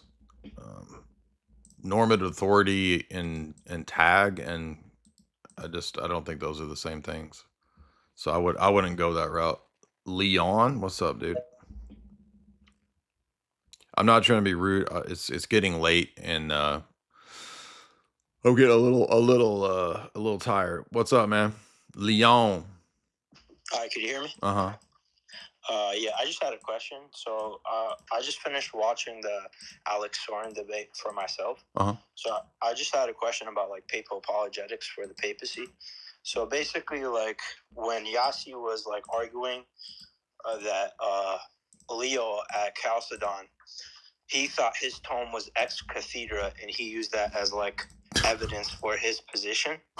So I was just wondering, like, what does it matter if he thought it was ex cathedra if the council itself looked over it and compared it to Cyril and then accepted it instead of just binding to it? So, like, what's the point of that? I agree. And also, I mean, Ubi already challenged Ibarra on that years ago, and Ibarra backed off of it, I think. If you go to Ubi's blog and type in Leo Tome, he went after Ibarra years ago, and then Ibarra back. So it's funny to me that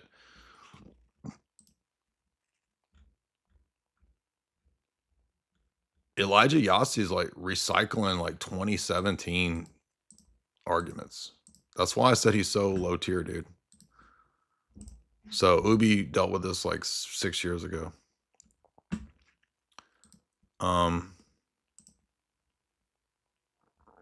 Alex said, Leo said the council made the tome more authoritative. I read that section in letter 20. Yeah, that's good. But also, I'm pretty sure Ibarra, I'm going into the lore.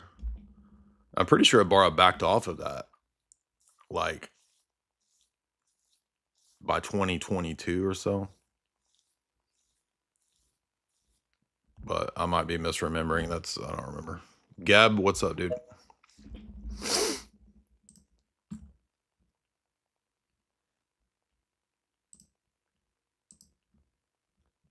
Geb? I'm mute. Geeb? Geeb, I'm here. Yeah, I saw you were live. Can you hear me? Uh-huh. Yeah, just really quickly, I just want to jump in because I saw you were live, and I want to let you know that some stuff in Venezuela is happening. Looks like we're going to war, or just they're bombing stuff. That's all I had to say. Sorry to interrupt, but just thought I'd let you know. No, it's okay. Are you you're joking or are you being serious? No, I'm being serious. There's bombs. Going to war? Yeah, What, like in what sense? Like the U.S.? There's been strikes. Okay. Yes, yeah. Appreciate it. I'll check that out. Thanks, man. I thought today we were talking about Iran, but it's Venezuela.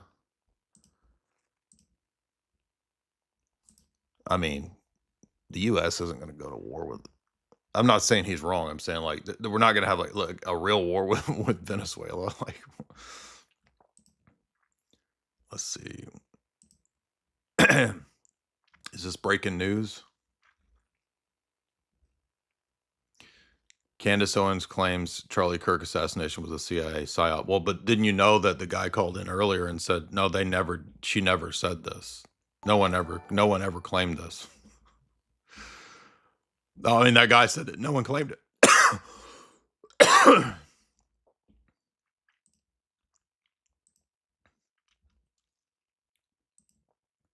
So what they've consistently done in this whole debacle is say something, walk it back, say they never claimed it, over and over and over and over.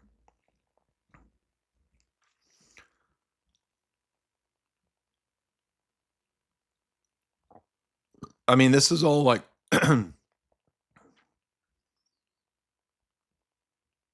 it's all assertions, but we've not seen solid proof or evidence.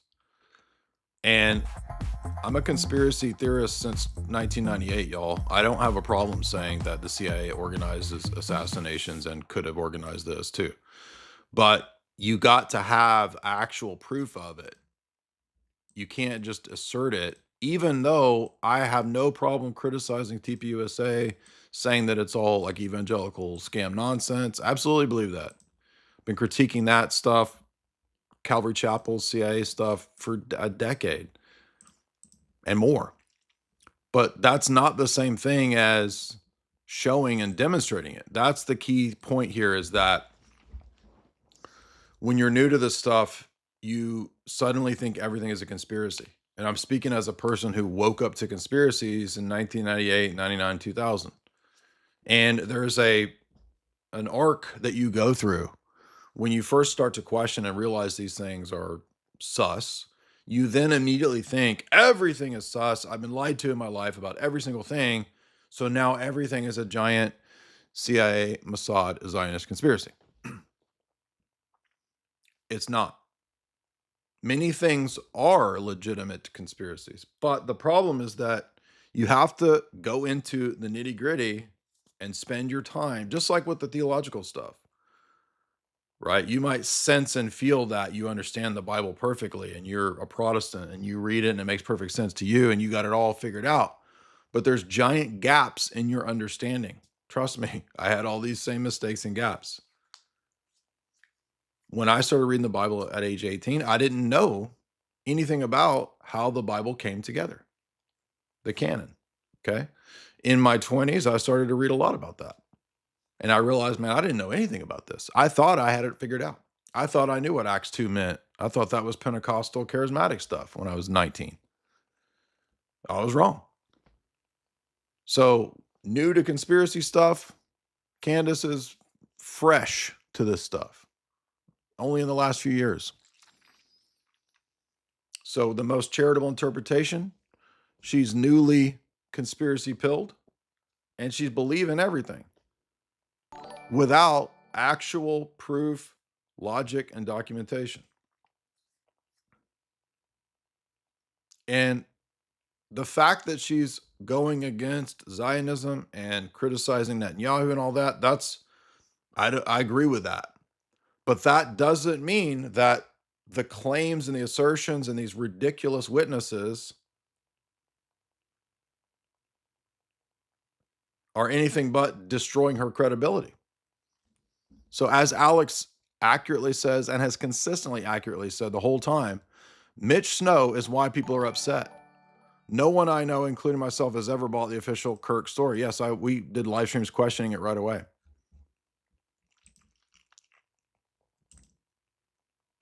And it's so insane to me that the whole discussion has become, you are covering up for TPUSA and Zionism because you don't support Candace. That is so stupid. That is literally the most low IQ fallacy crap ever, dude. I can criticize Candace and also be critical of Zionism and Netanyahu. It's not an either or. This I can't believe people are this stupid, but they are. And it's just like that guy that Alex had on. I think he replayed it today. This veteran guy. I mean, he made the exact same points that I made and have been making for 2 weeks, 3 weeks. This guy here. This is a great interview here. Oh, that's the guy talking about Somalis.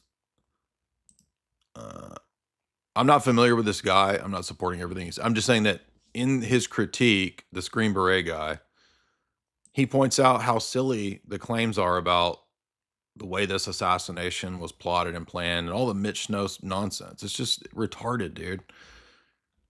It doesn't even stand up to basic critical thinking. And then people are like, the only reason that you would cover this up and not support Candace is because you're a Zionist. That is the dumbest thing ever. That's like George Bush saying, if you're not with us, you're with the terrorists. You're either with us or with the terrorists. No, that's a fallacy. I can be against both of you. Like, what are you talking about? That's the level of where we're at. That's why this is so insane and sad and pathetic, dude. That the discourse has become so stupid and people are so low tier. I wish he put up the interview with that dude, because that was, I think this is it. Eventuality, because you don't see it doesn't mean it's not 23-hour live stream. Is this it? This is it. Yes, this one right here. Former Green Beret Gary Melton. If you listen to this interview, the way that he responded and critiqued what Candace was saying, this was a really good response. I'll put the link right here in the chat. It's a 2-hour podcast, but I recommend that one.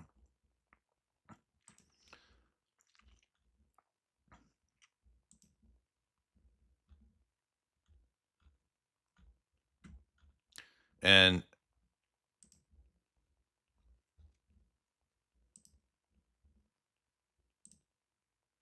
anyway, we got a lot of super chats here. Let's see. Protestants, shin bones, $10. Protestants who claim, I believe in Christianity because of all the historical evidences, because of for the Bible, but they ignore the rest of history of the church. It's like, why would I listen to any of the history? Yeah, if you're not going to care about church history, which was involved in putting the Bible together, why would you listen to any history? It doesn't make any sense. Rachel Wilson. She says, Candace fans with a Q. Candace fans are noobs. They've not seen these patterns play out like a lot of us have. Trying to be patient with them, but it's difficult. Yeah, it is. Especially when all these bots are just like saying the most insane, crazy stuff.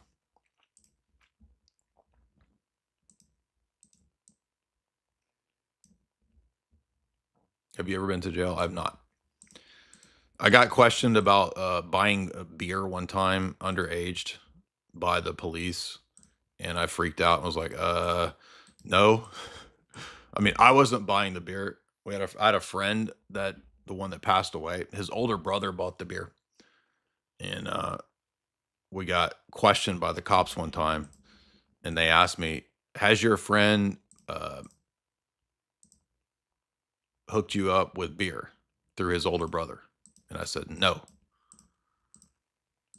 But I lied to the police when I was 17.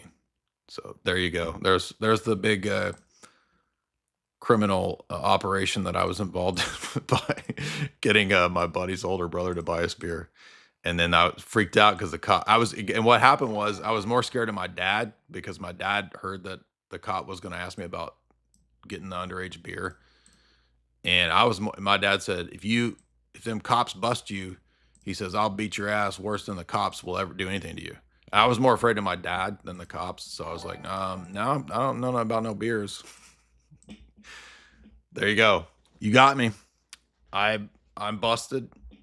I lied to the policeman in that was 1995. So that's my big criminal scandal. You heard it first right there. You can expose me now. Michigan Jack, the motto of 2026 is check your spurg. Mr. Fist, $10. Jay, your super chat goal expires.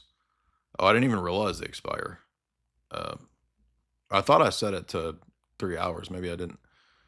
Longinus, what's up? 3412, $5. Thank you. None of your business. Became a member. What's up? Do a video debunking Zeitgeist. Pfft, Zeitgeist, dude. That shit's... Who believes that crap, dude? That's old. I think, by the way, didn't Inspiring Philosophy like totally just demolish Zeitgeist a long time ago? Contemporary Compendium, $2. The triple crown of the Pope was replaced by his double chair. That was earlier in the stream. Octavian. Elijah Yassi is probably being yelled at by his imam right now for losing the debate. That was good. Day Dyer, $8. It's a religion of loopholes. Like that Thomas guy that you debated. Yeah, I think that is an accurate description of the papacy. Chase Haggard says for $5, excuse me, Chaussee Haggard, to pronounce it in the proper way. The proper queer sexual way. My favorite part of the debate was Elijah saying, I didn't even want to win this debate. He attempted to piety signal to everyone. I didn't get to that part yet, but that sounds awesome. Who's your favorite Orthodox apologist before 1500?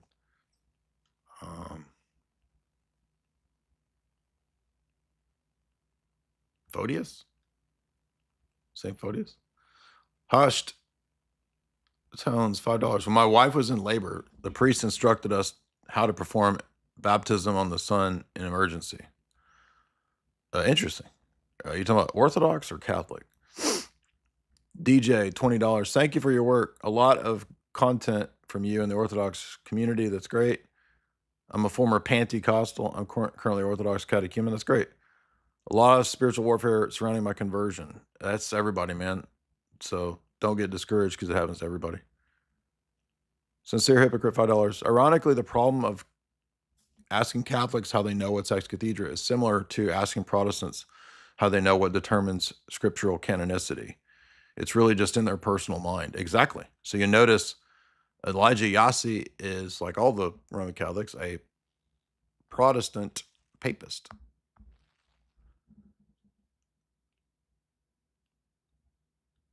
Anti-retardism, $20. Elijah Yassi forgot to cite Vatican III. JB Peltier, $5. Yazzie says, au contraire, Alex, I'm not wrong. I'm just really wrong. JB says.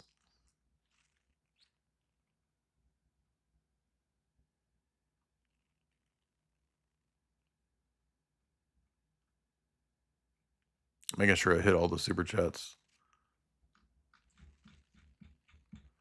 I know I got a young audience at night because it's all like $2 super chats. Heil Soul, $10. I'm truly thankful for what you do. Keep being great. And write more funny Sam Hyde bits in 2026. I think you mean, yeah. Ryan just messaged us the other day to get ready for the next round. James, $5. Basically, every standard definition of faith allows for doubt, including the book of Hebrews. This is an answer to your question. Please unblock me. No, I'm good. Cameron, $10. Jay, what do you think of the pre-canonical gospels like Dead Sea shit? Well, the Dead Sea Scrolls aren't gospels, so do they hold any value? Well, I mean, the Dead Sea Scrolls hold value in that they vindicate like the book of Isaiah quite a bit. Andrew, $2. What's the best church father argument for God? I mean, Athanasius does a pretty good argument in Ad Gentes. Millstash, $5. Father Turbo's in the trailer at 3 minutes, 5 seconds. And at the 55-second mark. Okay, thank you. Meat Pill, $20. I've been legit trying to find an Orthodox church. I asked about the Orthodox church closest to me, the Russian girl I work with. I was not trolling. The priest having a picture of Putin on the wall is not a big deal. So I would just go there. JB, $10. Faith is the substance of things hoped for. In Hebrews 11. It's the grace energy of God that we experience. It allows for a foretaste of the kingdom to come. It's not a conceptual matter. Yeah. Boomer Slayer, $20. What's up, man? Hadn't seen you in a while. Glad to see you back. V. Scott, $5. For your patience, Unc. Looks like you're going to need it. It's only the second hour and these people are testing the limits. Everybody to the limit. Hush Tones, $5. I'm Orthodox. My super chat was regarding Augustine, the Augustine caller. Okay, thank you. Yeah, I understand now. Let's see here. We got more.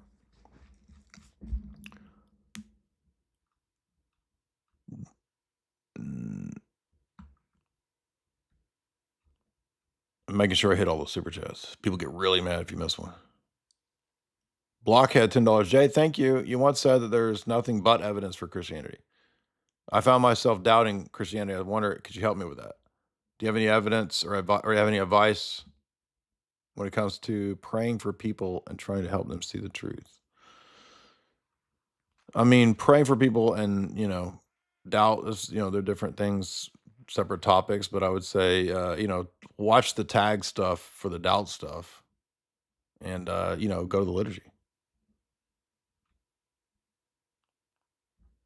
Andrew says for $2, do you know more about geopolitics or theology and philosophy?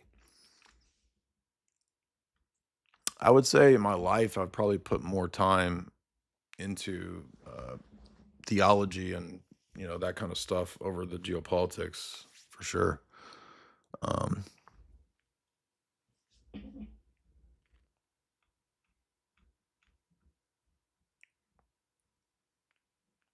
Colin says, what's a good book to spiritually understand Orthodox theology more?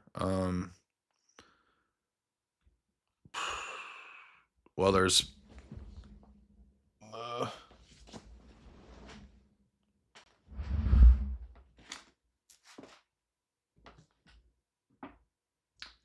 my books are disappearing. Spiritual Illnesses. 3-volume set by Larche is a good one. Viridiansons, $3. Have you ever debated James Tabor's assertions about the Ebionites? No, I don't know anything about that. Viridianson. Coffee with a Mustache author aligns with Sutton, Quigley, and Burton Hirsch. Yeah, I wrote the book down. I'll get it. One last thing about Coffee with Mustache Man, Viridianson's $5. The British knew Oven could have used in support of the Oster plot, despite to depose the Tiny Mustache Man and chose not to. Interesting. That's another good support. Rudolf Hess's Flight is tied to German fellowship. It's a smoking gun book. Okay, yeah, it's definitely going to get that. Yeah. Leech. This late night stream is a certified classic, a 6-7. Can we get a bone smashing tutorial? I don't know what bone smashing means.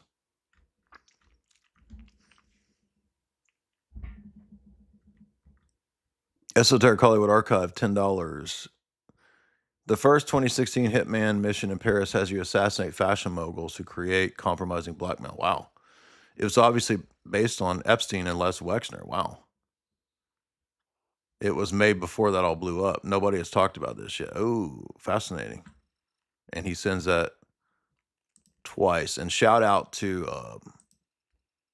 let's finish this real quick. Jerome taught. That's what Augustine taught, because he never addressed my Augustine quote, because that's a system level defeater. That is time. Because, let's see. I'm getting so tired, I've already forgotten what I was going to look up. What were we looking up? Oh, Esoteric Hollywood Archive. And this video was popping off, boy, right here. 40,000 views in 4 days. So we on this random movie analysis. So people must be really vibing with this. If you want to keep that momentum going, enjoy this, share it if you like it. And he's doing a good clips channel over here, focusing on the movie stuff. And this is really needed because when you go to the movie podcasts, they're all like 2 hours long, 3 hours long. People don't want to watch that. So to break it up into the 15, 20-minute segments is a really good idea. Suko, $5 Jay. No, we did that.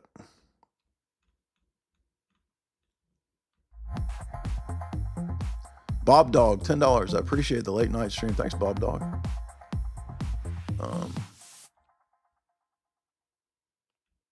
Harry Serpanos, $10. Happy New Year, Jay. God bless you. Hey, you too, man. Longtime super chatter. Welcome. Glad to see you back in the chat. JJ, what's a comprehensive book on Orthodox theology? A good starting one is Pomazanski's Orthodox Dogmatics.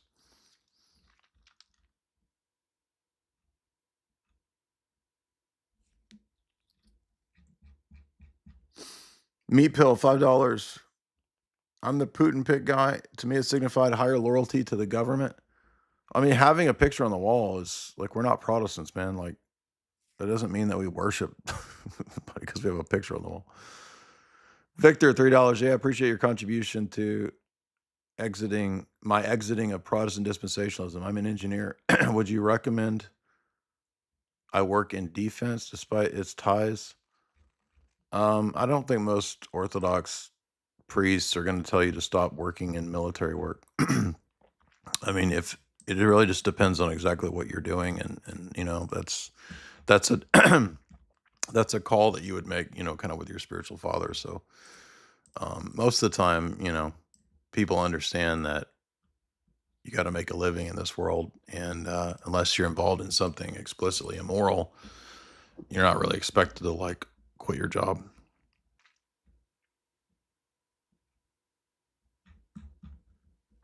Guys, remember to head over to chalk.com, the best and supplementation on the internet. Use promo code J60Life, JAY60Life, JAY60LIFE to get 60% off all these great products. Thank you guys for all your support tonight. Very generous. This was an interesting, every stream is its own unique little creature. You know what I mean? And I kind of like the stream of consciousness, the random, you never know what you're going to get. It's just kind of Wild West. I kind of like that. But we will go back to Burton Hirsch book. We'll do more of that. I'm just getting too tired now. We did get through most of the early part, 45 minutes of the Yossi Sorin debate. We didn't really get to Stranger Things. Maybe I'll do that later.